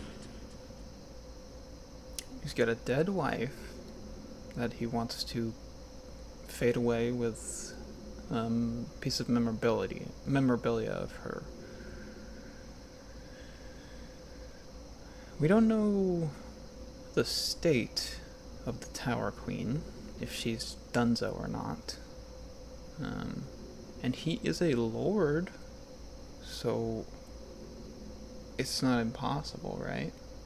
This could be like the, you know, the equivalent of the king, although like married into the role, you know, this place is the land of the Tower Queen, so, but... A retainer to the king once held the key to this cell. Okay. That ebony swine with his gluttonous, swaying belly. He's talking about a fat official, I think. As you can see, Yeah. my body is trapped. I've no interest. I will soon fade. Okay. Okay, we'll keep you in mind. We'll keep you in mind. Don't worry, buddy. Lord Rydiel. Just, you can stop yelling, because I'm working on it, alright? How did this guy... This guy must have been someone I knocked off the roof. Oh. Stop yelling. I'm working on it, okay? I know where the key is, and it's gonna be a while before I get it, so you better just calm down.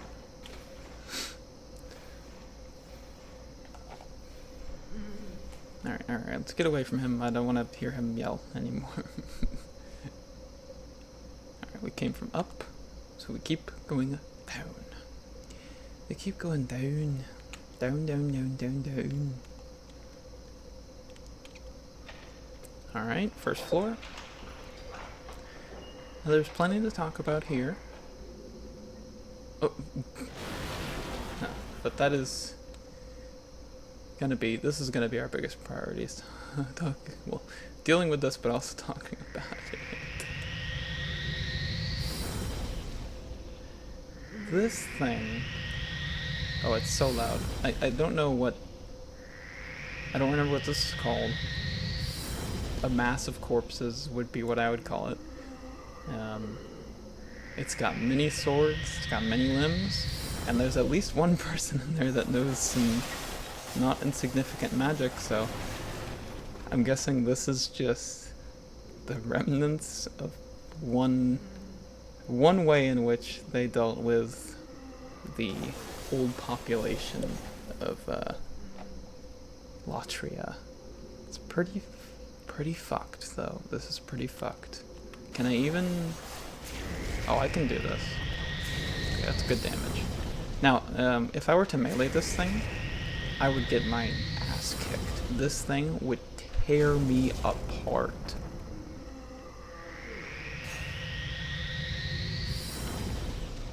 It has like a stun lock combo when it swings its swords that is just like and then you die. Even at this massive health bar, doesn't matter. You don't hit that with the melee weapon unless you got some serious range on you and some good spacing. Now, based on the position of this thing and these guys, I'm wondering if this being potted, I guess, is the first step in becoming part of the big ball. Like, maybe there's a ton of chemicals or something inside there, or something that is making them, I don't know, this is such a weird thought, but like malleable, so that they can be shoved into the corpse ball to become another figure of what is probably a miserable fate, a like horribly torturous fate. There's lots of coffins around here, and there's lots of these pots, so I can only imagine this is like the ultimate you call it a death sentence. This is more like a curse, more like a cursed existence. And God knows how long you're conscious in that thing, if at all. Hopefully, they're just completely mind is lost, so there's just nothing of them left to suffer while they're in the ball. But yeah, you guys are lucky you weren't in the ball yet. My theory is correct. So I'll now make you lucky enough to get out of the pot. Alright. So this floor is a little different in its layout than the previous floors we've seen. There's a lot more cells here. And I mean, if these can be called cells. So I've seen this obviously in previous playthroughs, and my thought always was that this is the Latria equivalent of solitary confinement. These extremely small cells, just barely enough room to breathe in them, often a torture chair in them, very little to look out ahead. This could be also like the equivalent of death row, you know. Again, it's ironic to say because it feels like people just are always on the verge of being killed in this place, but these could be prisoners lined up to be put to rest. And yeah, all the cells on this floor, as far as I remember, all of them look like this one's got a stool. Maybe they were doing it James Bond Casino Royale style up in here. Hey, get out of here! I'm walking here. But yeah, more of the same. We don't need to open them unless they got an item in them. And we'll grab those items in a second. Although one of those item sets is going to be rather useless to us, but funny. It'll be a funny thing to pick up.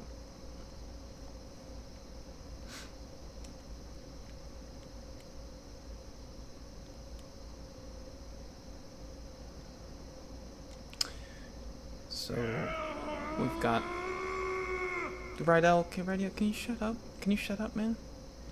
Okay, we've got a normal guy, and we've got a fluted knight set, or a fluted knight man with a fluted knight set.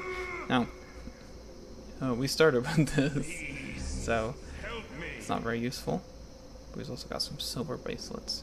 Now, these guys, well, I guess the roof above us is blocked off. I was going to say maybe these are some victims of what we were talking about, like people who tried to jump off the ledge to make it out of the prison and just didn't survive the fall, but they're all just dead in the pile over there, so I think it's all the same, really. Alright, get me away from that guy so he just shuts up. Now, we do not need a secondary fluted knight set, so this is going in the garbage. But we did get one thing.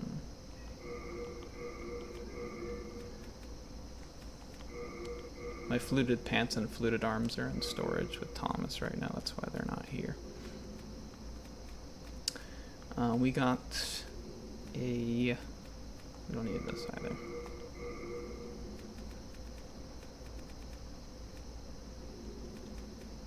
Although funny, we didn't get a straight sword from that pickup.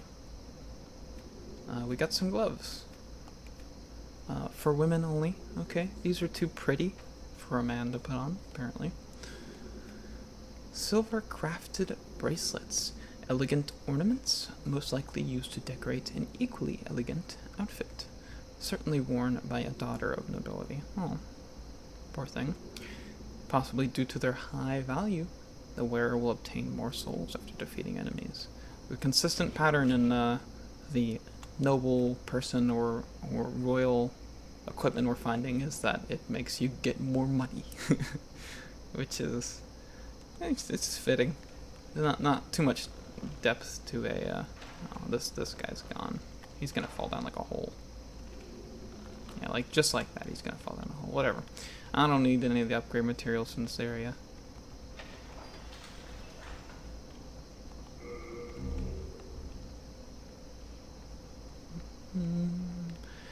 More of the same, more of the same. One person cells. And then drop. This is where the crystal lizard fell.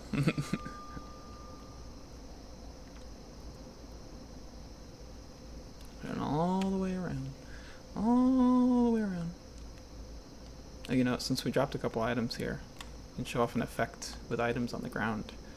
So each item has like a few of these little swirling particle effects on them. And I think you can have 30 on the ground at max. If you were to put them all in one spot, you would have just this. It's like a solar system orbit. There's just so many of these things around them, and it can make a really unique looking effect. We can see a decent amount here. I think it's like 2 or 3 per item. I see quite a few because of that full armor set drop. But yeah. It's neat. Could have had the same look as like a regular item pickup, and it has the unique icon. Hello there. There's not a... I thought there was a jailer right next to me for a second. See, I mean, even the stress of the bell sound is even working on me. And I'm like, kicking ass. Alright, we got another little blocked off pathway. Maybe they, for whatever reason, this door is not working, so they were putting those things there to block off these pathways. It's like just a quick fix, a little band-aid. Another one of these guys. Well, one of the guys in these positions. And we are at a lower point now where we can get a pretty damn good view of the surrounding area. So, there's a pathway here leading towards a 4-armed statue. Unless it's like 2 people like back to chest. Like one of them is T-posing in the back and one is in the front holding the book. You can see a building on the far side there, although I think that is one we can never reach. That is probably just another part of the prison. It's similar in shape to the one we're in, so that would make sense. And then we can see this mega structure.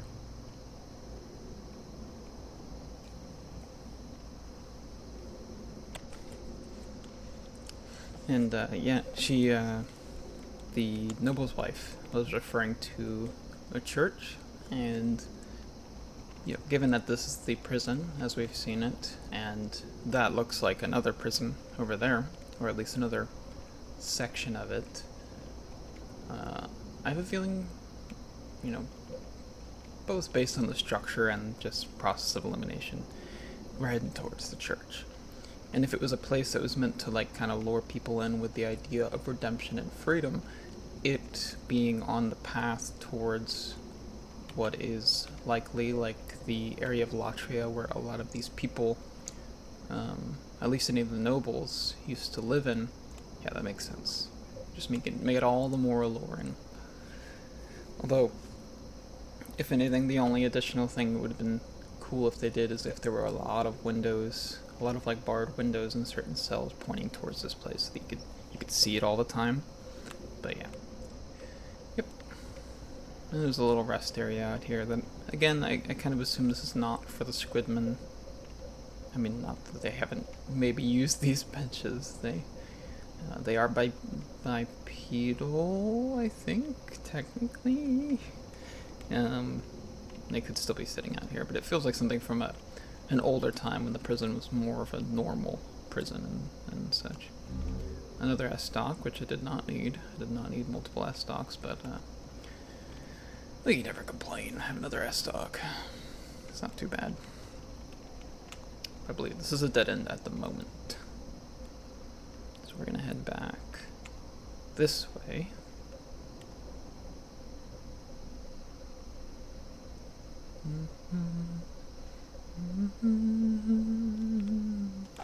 For the most part, in terms of what we can access and what we'll be able to see, we've seen just about all of the prison that we can.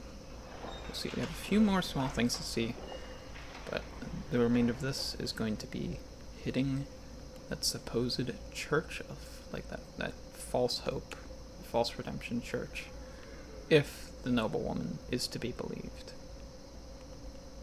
Okay, and then, yeah, here we've got a small little area that we cannot access. The east first floor, I think, or the east, like, corner of the first floor, because I think we can get to part of the east first floor, just not the whole thing. Alright, well, that's that. Let's take a peek on this area here. Kind of interesting that these doors open inward, despite there possibly being an influx of prisoners towards the church. I think it's another thing to support that this prison used to be ran differently, and this was more of just a front entrance to this area of the prison, rather than an outflow for prisoners. Because if this was mostly for people passing out, I think the doors would be opening outward instead.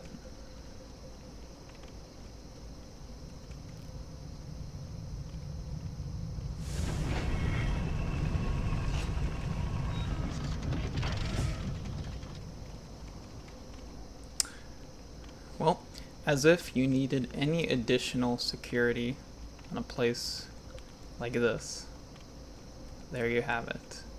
That is a death trap.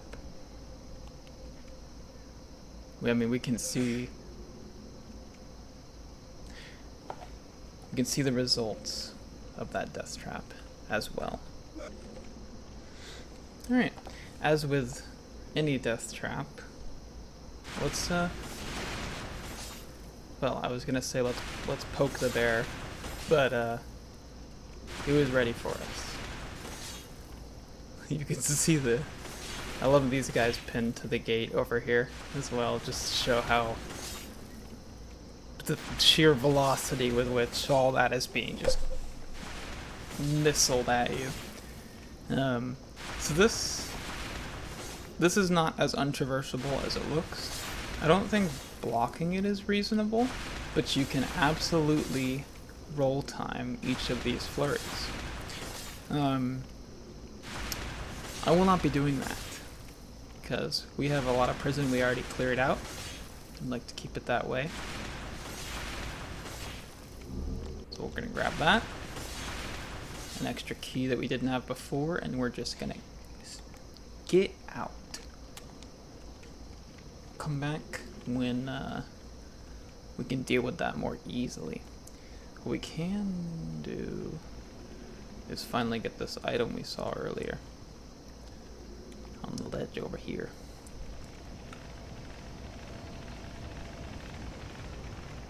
Nothing super special, but it's a good thing to have. Mercury Rapier. Rapier.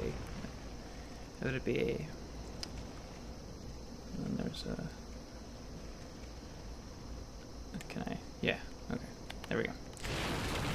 Alright. So, we picked up the Warden's Key. An unmarked iron key used to enter the Warden's Hall in the Prison of Hope. So,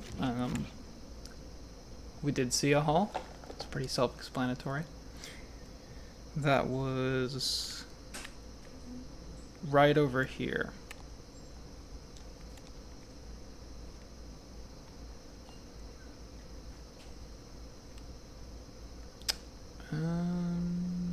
No, not this one. One more up.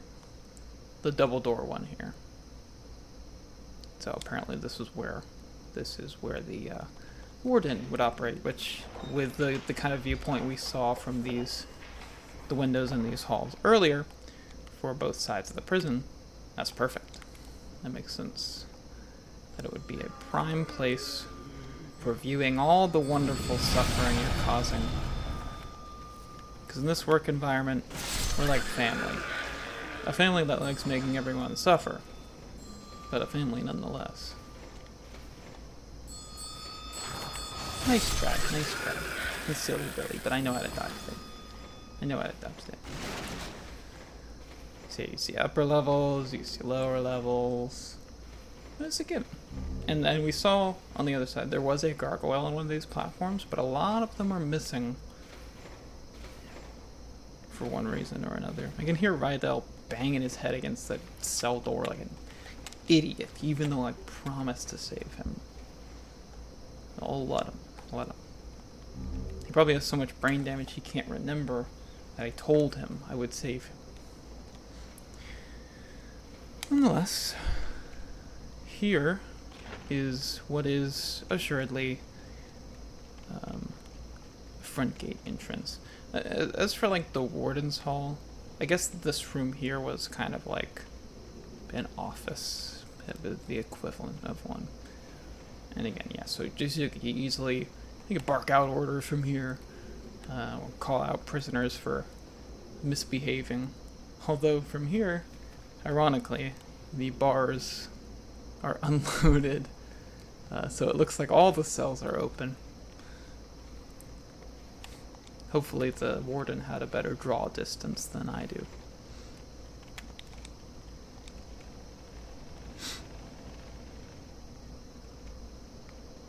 There's a bunch of dead rats right here. I guess with this little, what is this, like a sewer grate? I don't know that this would be the place for one. This might just be like, I guess the equivalent of like airflow, like allowing air to get into lower parts of the prison or something of that sort. So little windows here that, though, don't pay attention to how that leads to nothing.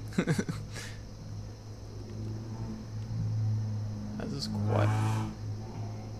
is quite a big structure. This, like, I guess this is almost a wall. I don't know. It's kind of weird, because this is the only building, and this just looks like a wall that extends on and goes who knows where. But yeah, I guess that's why there's rats here. They were moving through the vents, I guess. See some more of our gargle buddies. And they're handsome fellows. Look at that. Not the most striking pose, but the way they're crafted, they kind of look like they're made out of like old tree bark or like scrap metal or something. But it's interesting. They look more interesting than just a purely stone golem, even though I think they're supposed to be made of stone anyways. And we got a gate. So, impassable. Just to make the area look like there's, make it look bigger than it actually technically is. And of course, a classic windows that lead nowhere. We'll live. Alright. Hey, some grass. That's weird. I guess it's sprouting from between the tiles. I guess there is. The ground is pretty close to this point, so that makes sense. This place is kind of like built into the hillside, mountainside, whatever you want to call it. Through here. Got a straight shot. Oh, that's a cool shot. We got a very similar tower to the one I feel like we saw in Boletaria, the King's one. I mean, other towers there have that same look, so it's not entirely unique. But it is shaped a little differently, not so square at the top.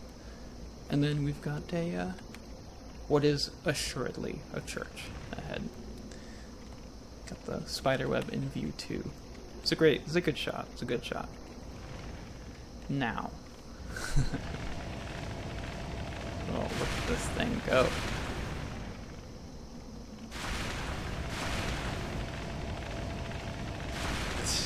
This is it's kind of one of the craziest pieces of tech we've seen so far. So let's turn it off, because this is a horrible abomination to man. And does not deserve to be open.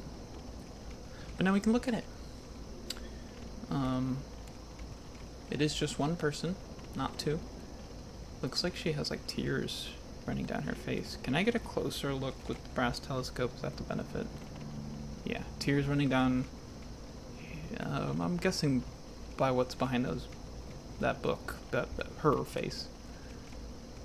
And big droopy sleeves.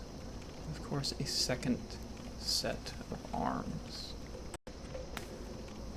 But yeah, this is kind of this is a classic religious figure pose, like that of the cross, with the book out to, of course, show, it's a study of, I guess, God's word. I don't know that the Bible exists in this world, but we've heard tale of God and of the devil and of demons, so there's got to be some equivalent, right? Something like that. Alright, now we can see the massacre for what it was. That guy got killed so hard he's enveloped by the floor, or there are like small shreds of him left. We got a clever rat's ring. More souls. Oh, this guy. That's like the funny hat you wear with the arrow going through the head. These guys seem like they got hit and then like took a load off, but were like out of range of the arrow because of how they sat. But they're done for. They're done for. Oh, this guy too, yeah. What a mess. What a mess. And blood is spoken for. This is also like a cool shot. Just the carnage. The absolute carnage of a bunch of people with hope. Moving towards said hope. So close to their freedom. They could see it. They could see it in the sky. And it doesn't matter. Doesn't matter. Here we can see pathway to this other half of the prison that is not explorable. I wonder if they ever did plan to make it all that big, though. Anyways, we've got a nightman who somehow died here. And then this. So this spot. You know what we need to do. You've been watching me play. You know enough about how this game works that I'm going to move forward. My character is going to climb up that ledge. Now,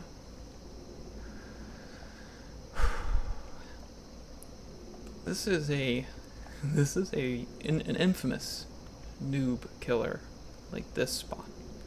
The classic circumstance is that someone is pushing up against this. I'm not going to demonstrate because it could accidentally happen to me, and I refuse to let it. But what would happen is you'd be pushing up against this, trying to get up it. For whatever reason, it's not doing the clamber, and then it does it all of a sudden, and you're not ready for it, and you just walk right off the ledge. If we were online right now, there would be multiple bloodstains here of that exact occurrence. The trick is just to, as soon as you see the character climb, just you let off the stick. But it's funny to think about, because this one weird little mechanic, this little climbing mechanic, it's nowhere else in any Souls game, and I mean, we've seen plenty of reasons why at this point. Just there's a lot of ledges that you can clamber in one location, can't clamber in another, and it just leads to this whole mess. Now, before we move forward, we got a new key. We got a... what was it? Oh wait, was it just the Warden's key? Okay, yeah, I think it was just the Warden's key. Never mind. We don't have a key for any of the other stuff at the moment. We will get some keys in a future area, and we will come back here, but you can't fully explore the prison in this first zone. There's things you need that you don't have access to yet. So, I walked past it here, but this is actually not just a pathway, but a tower. This is a Tower of Latria. This is a Tower Queen. It's given that we should be seeing some more towers. I guess some more. These guys got across the bridge and somehow died like chumps up here. Maybe they were wounded and bleeding out. Maybe they were wounded and bleeding out. It's whatever. You get a pretty good view of the architecture to come. It's interesting. A lot of, you guessed it, towers, towers, towers. And some, you know what we can see now? Oh, look at that! I did not know you could see that from here. That's an enemy.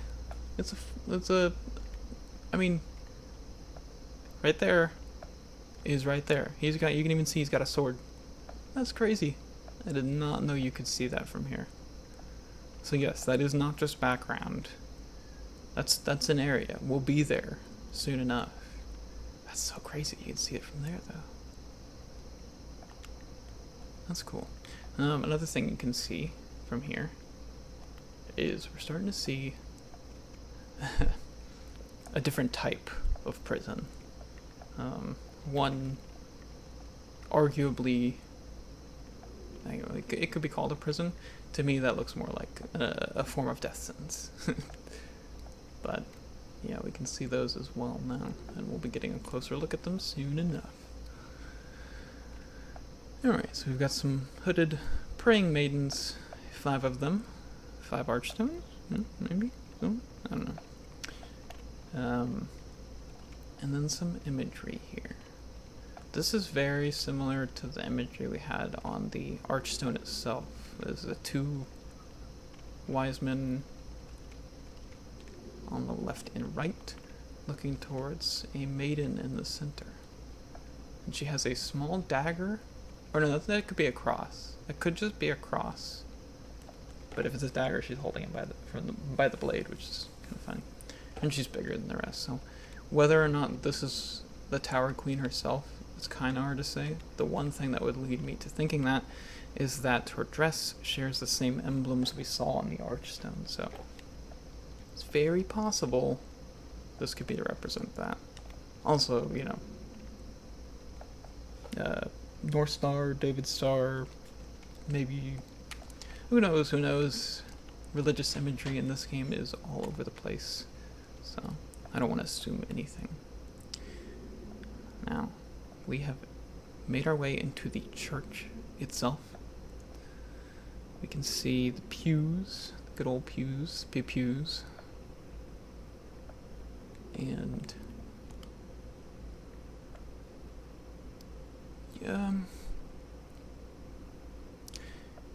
you interpret the imagery before our eyes as you will. Okay, I'm not going to comment on what it looks like is going on over there. It looks like he's having like actually, it looks like he's having a visible acid trip, but we'll go see him in a minute. We'll go say hi.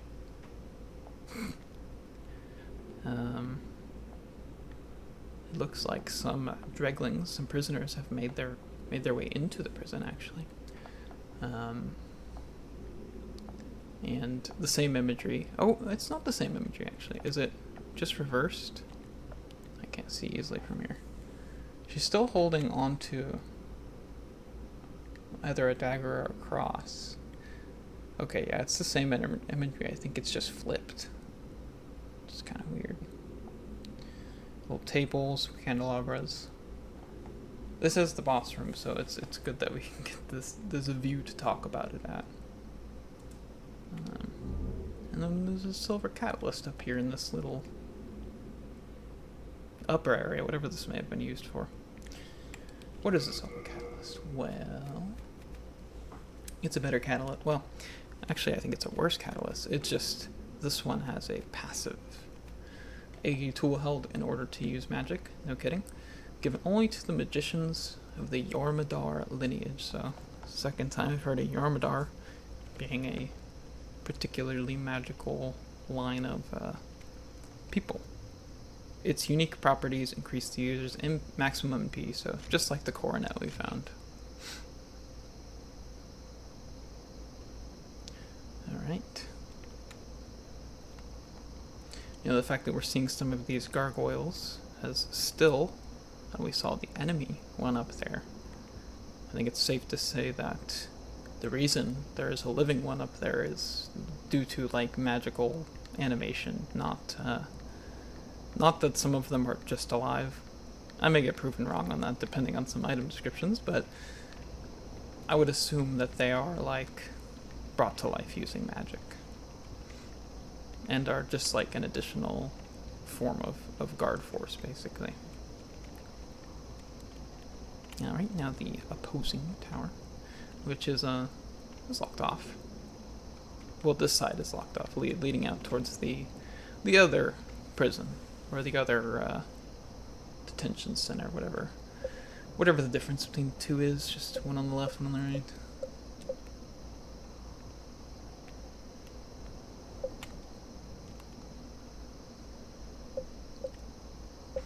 Maybe it was cut off intentionally. Maybe more important prisoners were put in that other prison, and they cut off the bridges to it to just let them rot in there.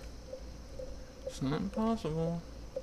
Yeah, the imagery is just flipped on her. It's interesting.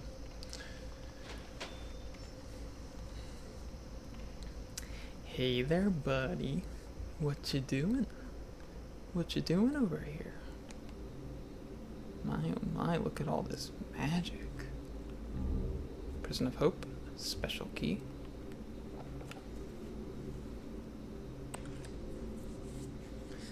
What's up? What are you doing? What are you doing? Hey. Talk to me. What do you want? I want to know what you're doing. I am a humble servant. I do not wish to interfere. Oh, is that so? I won't cause you trouble. I won't. Is that so? You sure? What do you want? I won't. Alright, I believe him. I believe him. He seems like a trustworthy guy. I don't think he's doing anything that would interfere with the activities to come. Okay. So if you're familiar with this game, you know what this guy does. And you know that he's a problem and that he needs to die. And that is your reward for exploring, is dealing with that problem before realizing it's a problem. However, whether or not you know what that guy's deal is, oh my goodness, you're already shooting at me. Okay, there's a black phantom down there. That's why I'm getting shot at. Whether or not you know what that guy's deal is, we're gonna show off what happens when you get a little too trustworthy of someone in a place like this. Someone you probably shouldn't be trusting. All right. What's the funny business? Who's shooting down here? No, don't punch.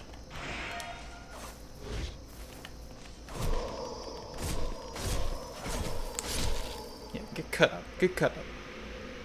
That assassin lady has a dagger that will inflict plague, and we don't want none of that.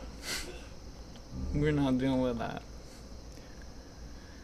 It was interesting.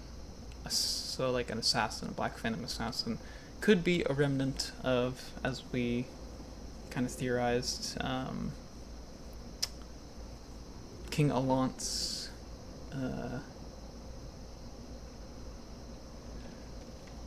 spy force that was here to possibly assist with the coup or to keep an eye on it. That assassin could have been one of the remaining parts of that.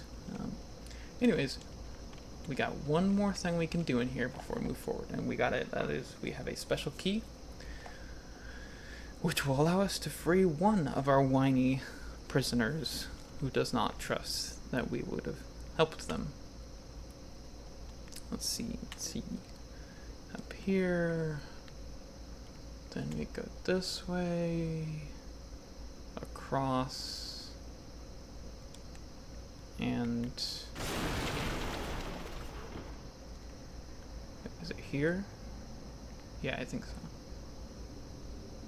so. Hello, Sage Freaker. Does the special key have any unique?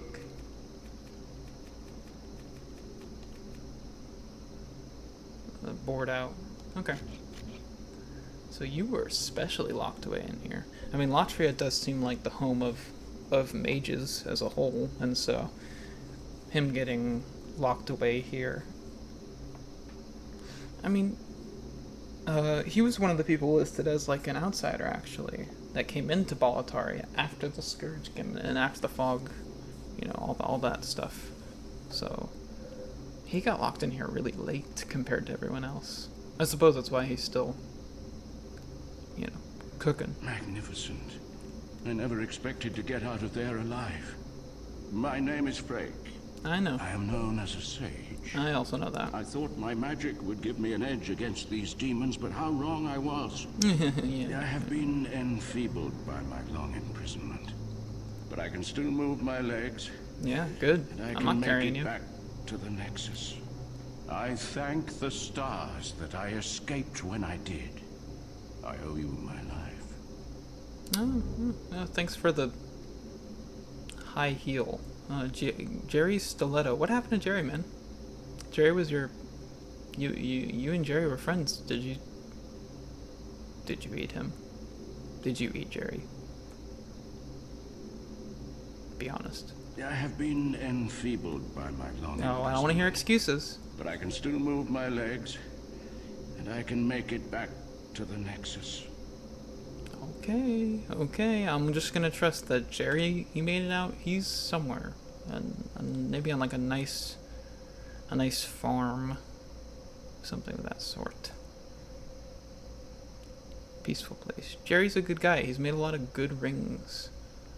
I don't want to. If I learn something bad happened to Jerry, well, you and me are gonna have some problems, freak.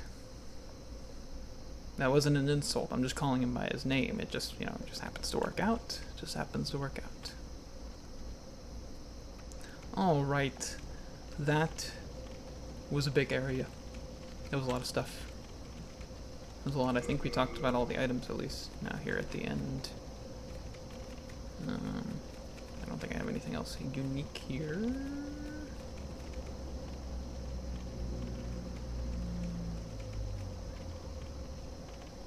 Oh, I think this is slightly new. An old spice with a pungently sweet smell.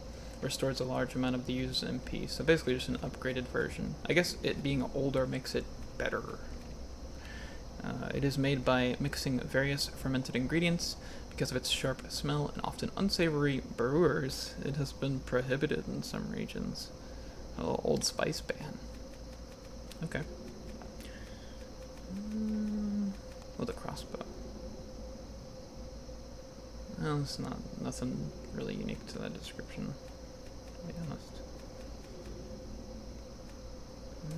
This is the same exact description, actually, despite these being similar weapon types, but different weapons. That's kind of funny. Oh, Jerry Stiletto. Okay. An extremely small rapier, dagger-sized, and bladeless. Oh, I guess it's because it's a rapier, so it's the thrusting attack. It is imbued with a special magic. It was made by Jerry. Did you give me Jerry's sword, and you're telling me? I don't trust Freak. I think he did something to Jerry. Jerry, a supposed friend of Sage Freak, the Visionary, who's known for his magical crafts. It steals a small amount of MP from its targets. I assume on a hit, which is, yeah, if you're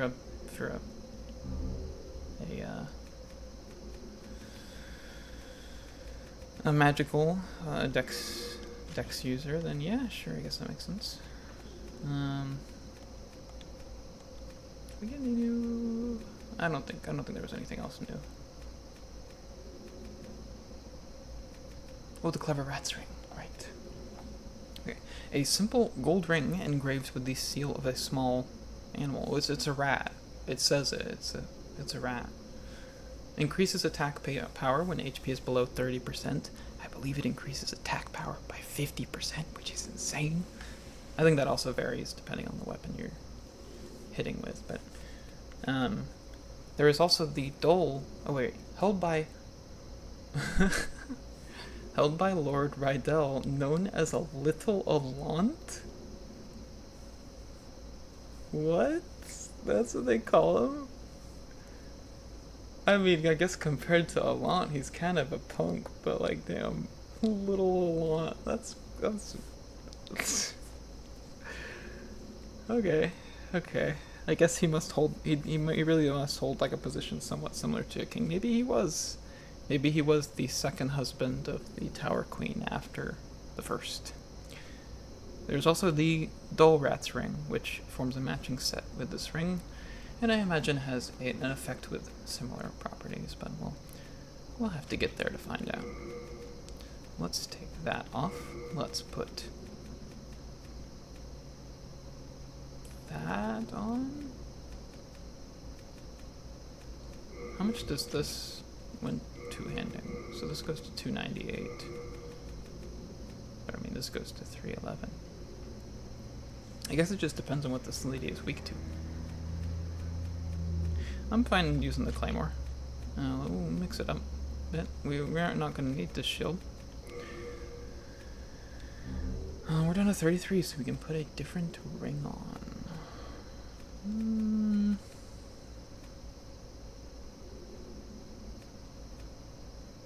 I guess Ring of Avarice. Well, we don't need that yet.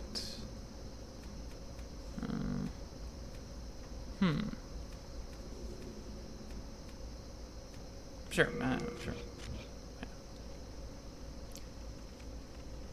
Yeah. Ooh. Big door opening animation. I was trying to look at those doors, but I guess we can do that later. Alright, we got some more well, not so lucky fellers. What awaits us behind the fog?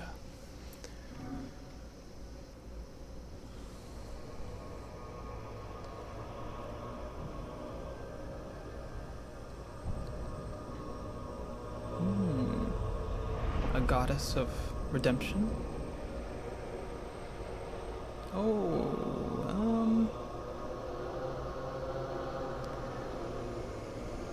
That does not look like hey, that's who the statue is based off of, but that does not look like a friendly, good person. The Fool's Idol. Okay.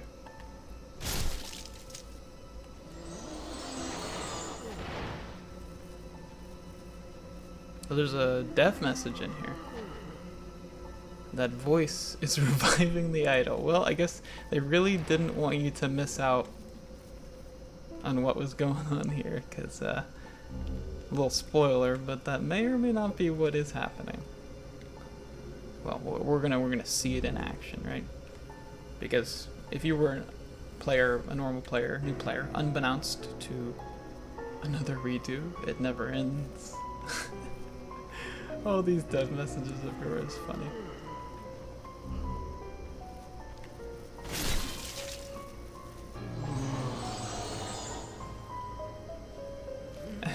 This piano is going crazy. Hey, there's another one over here. They're up above. Well, they're being very straightforward with us. We've got our first magic user boss as well.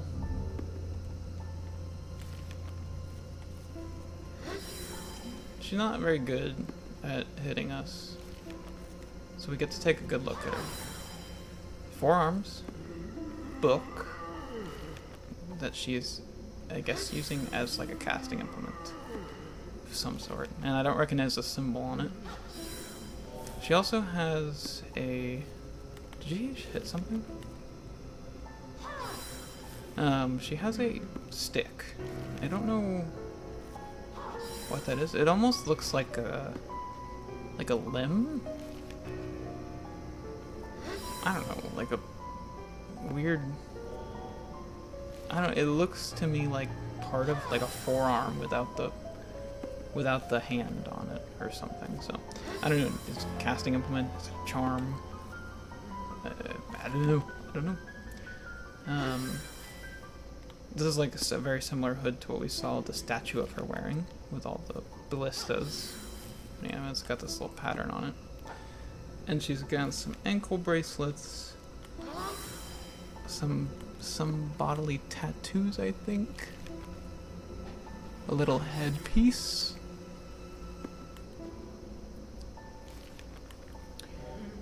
I don't know if this is supposed to invoke similarities to what we know the Tower Queen to look like based on the Archstone that we saw.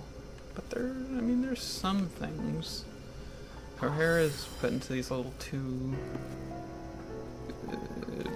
bang ponytails. I don't know what to call those. And then there's like these little tiny rat tail braids. I don't know what to call them, just behind her. It is kind of like imagery that's kind of reminiscent of the Squidman that we were fighting. And she's also casting magic like they could, so it's hard to say if there's any relation there, if there's just a coincidence, but this is the Fool's Idol. So, let's just see how this goes. Oh, look at that sweet damage. Nice, nice, nice.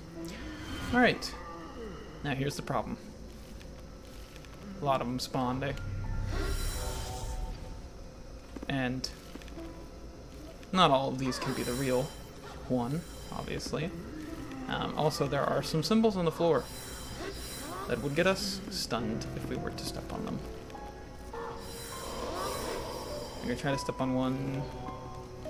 Oh, I thought there was one right there. I just wanted to show it off. Yep, there we go. Little stun. Thankfully, pretty high level, so low damage. But as you can see, there's a bit of a difference in projectile here. And that right there is your indicator. Your key indicator of which is which. Sure enough, the real one was shooting the big ones. Ye fools know nothing. The idols shall be revived for eternity. Rejoice, fools, for it is as you wished.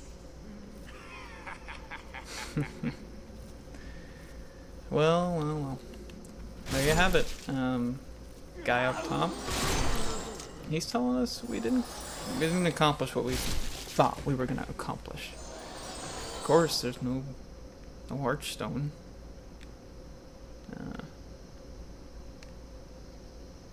And there's no souls and no money. And the music stopped. And the fog gate persists. Okay, kill all these saps. Get out. Fool.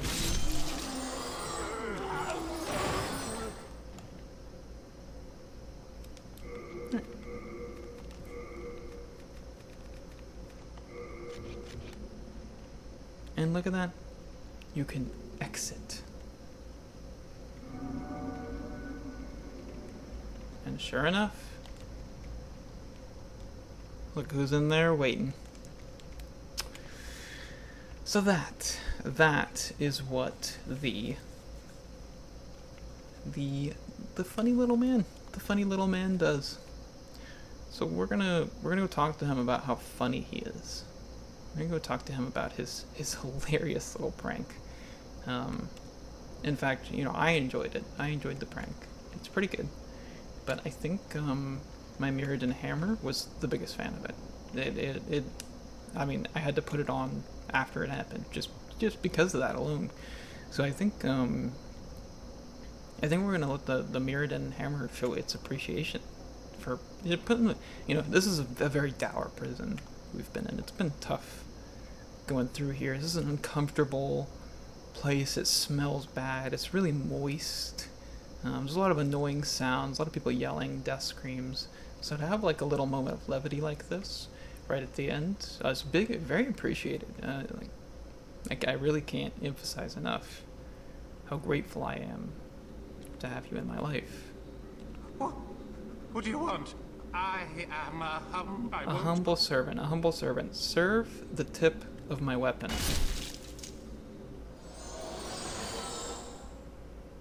Done.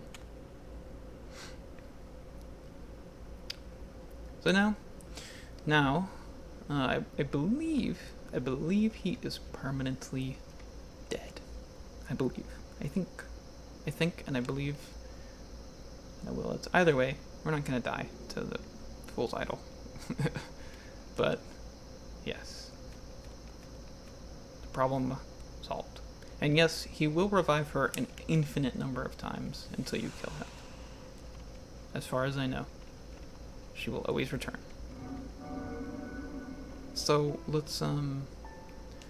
let's strip these prisoners of their false hope.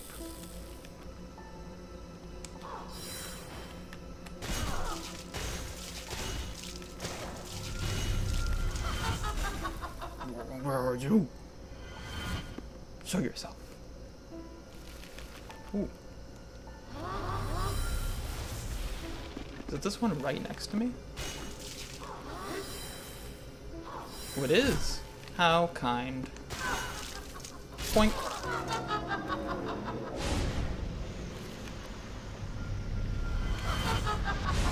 Free of this mortal coil.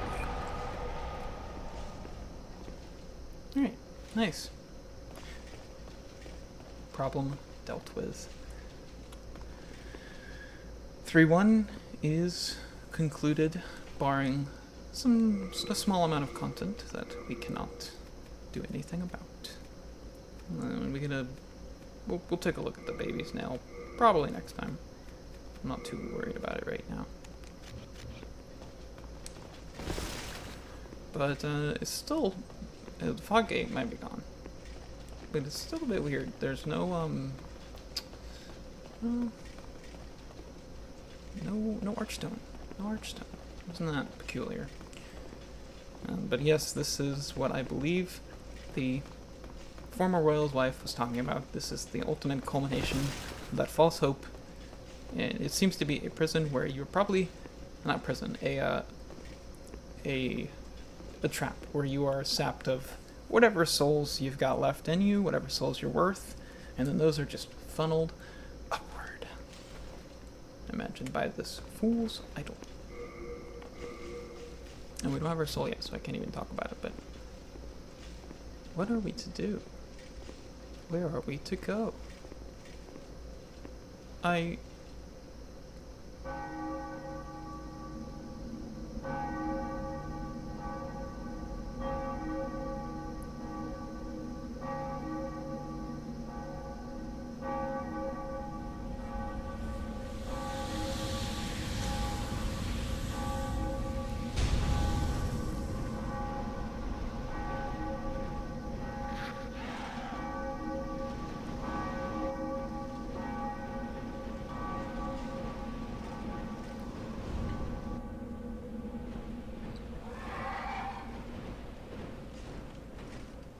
Ooh. Ouch. Well, looks like we found our way up that tower. We were, spying in the distance. And this is where she floated down from. It's a pretty cool intro. I like the way she floats down into the arena as if she's, like, coming down from heaven. Like an angel descendant. We have reached our first true Tower of Latria. It's not a very grand one, but there is the doll demon's soul, and yeah, oh yeah, we've got a zone ahead of us. And there's already a dead guy here. What a great sign of things to come. Let's go home.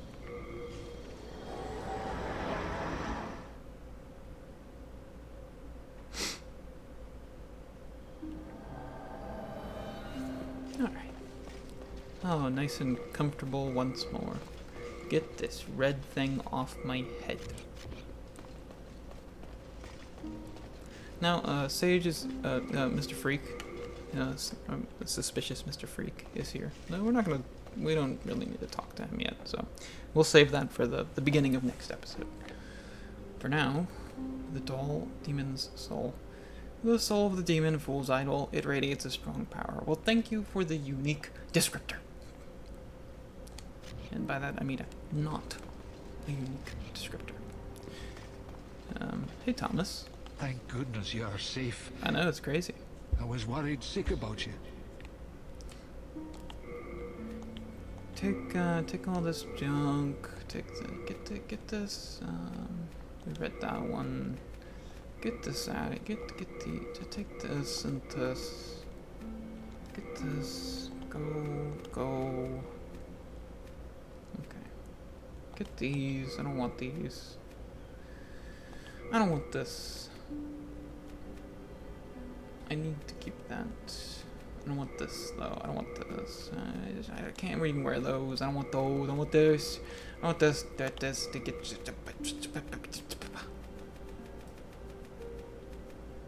I don't need this either. Look at these. Get these out of here. I don't want to see these. Man,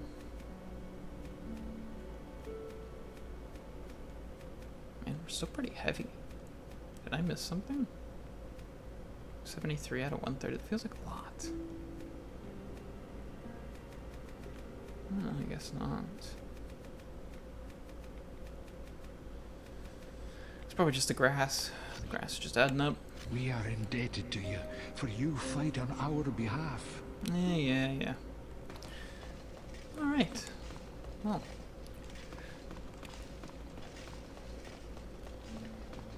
That was 3-1.